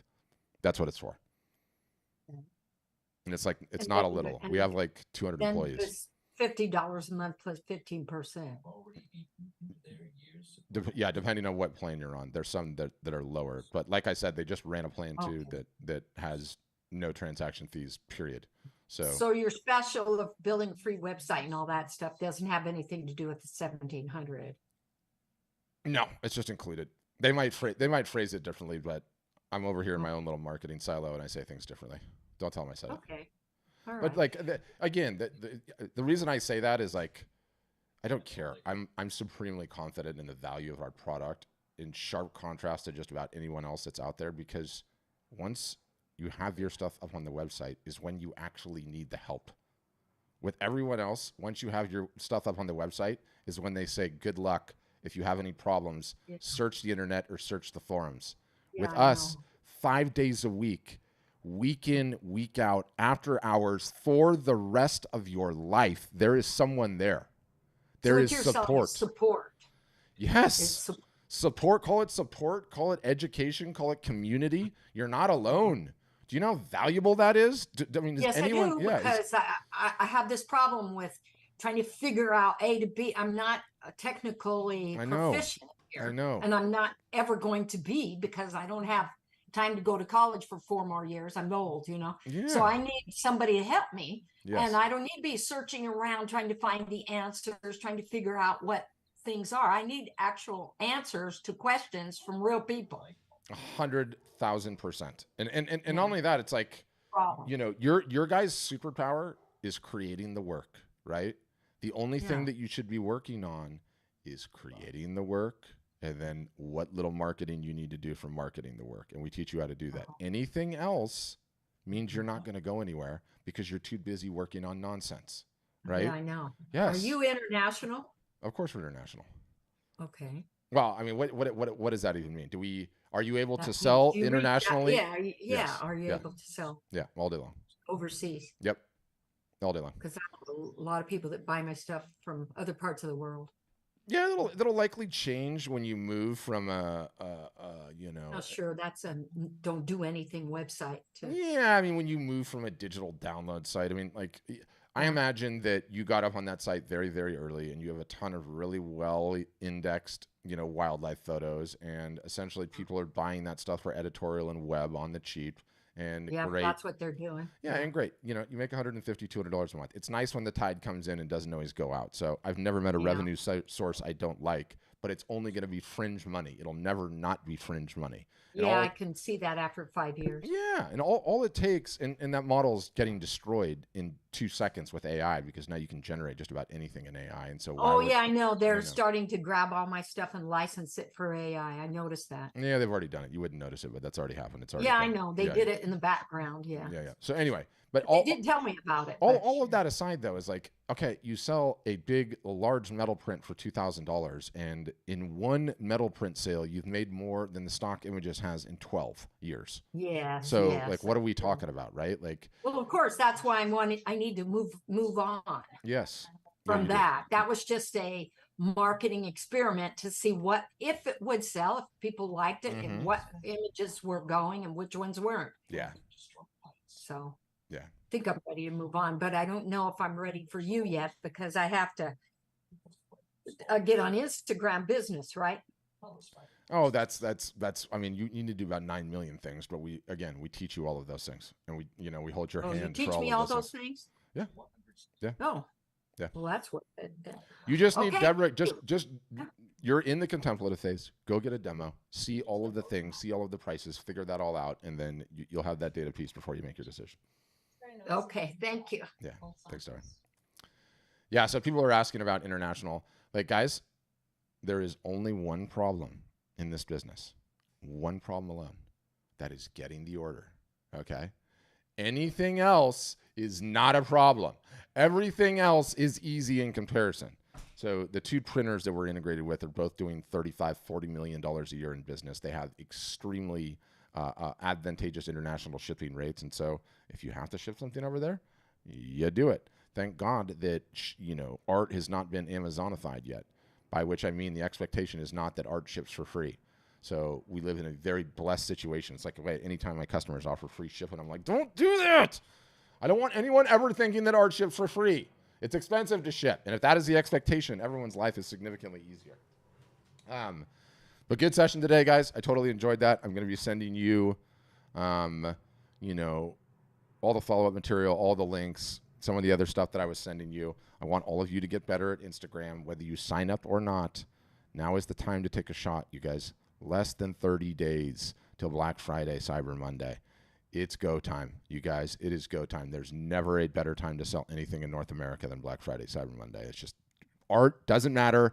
Everyone's in the mood. Everyone's in the market. So your job is to let people know you exist and get a sale on the water. All right. Thanks, everybody.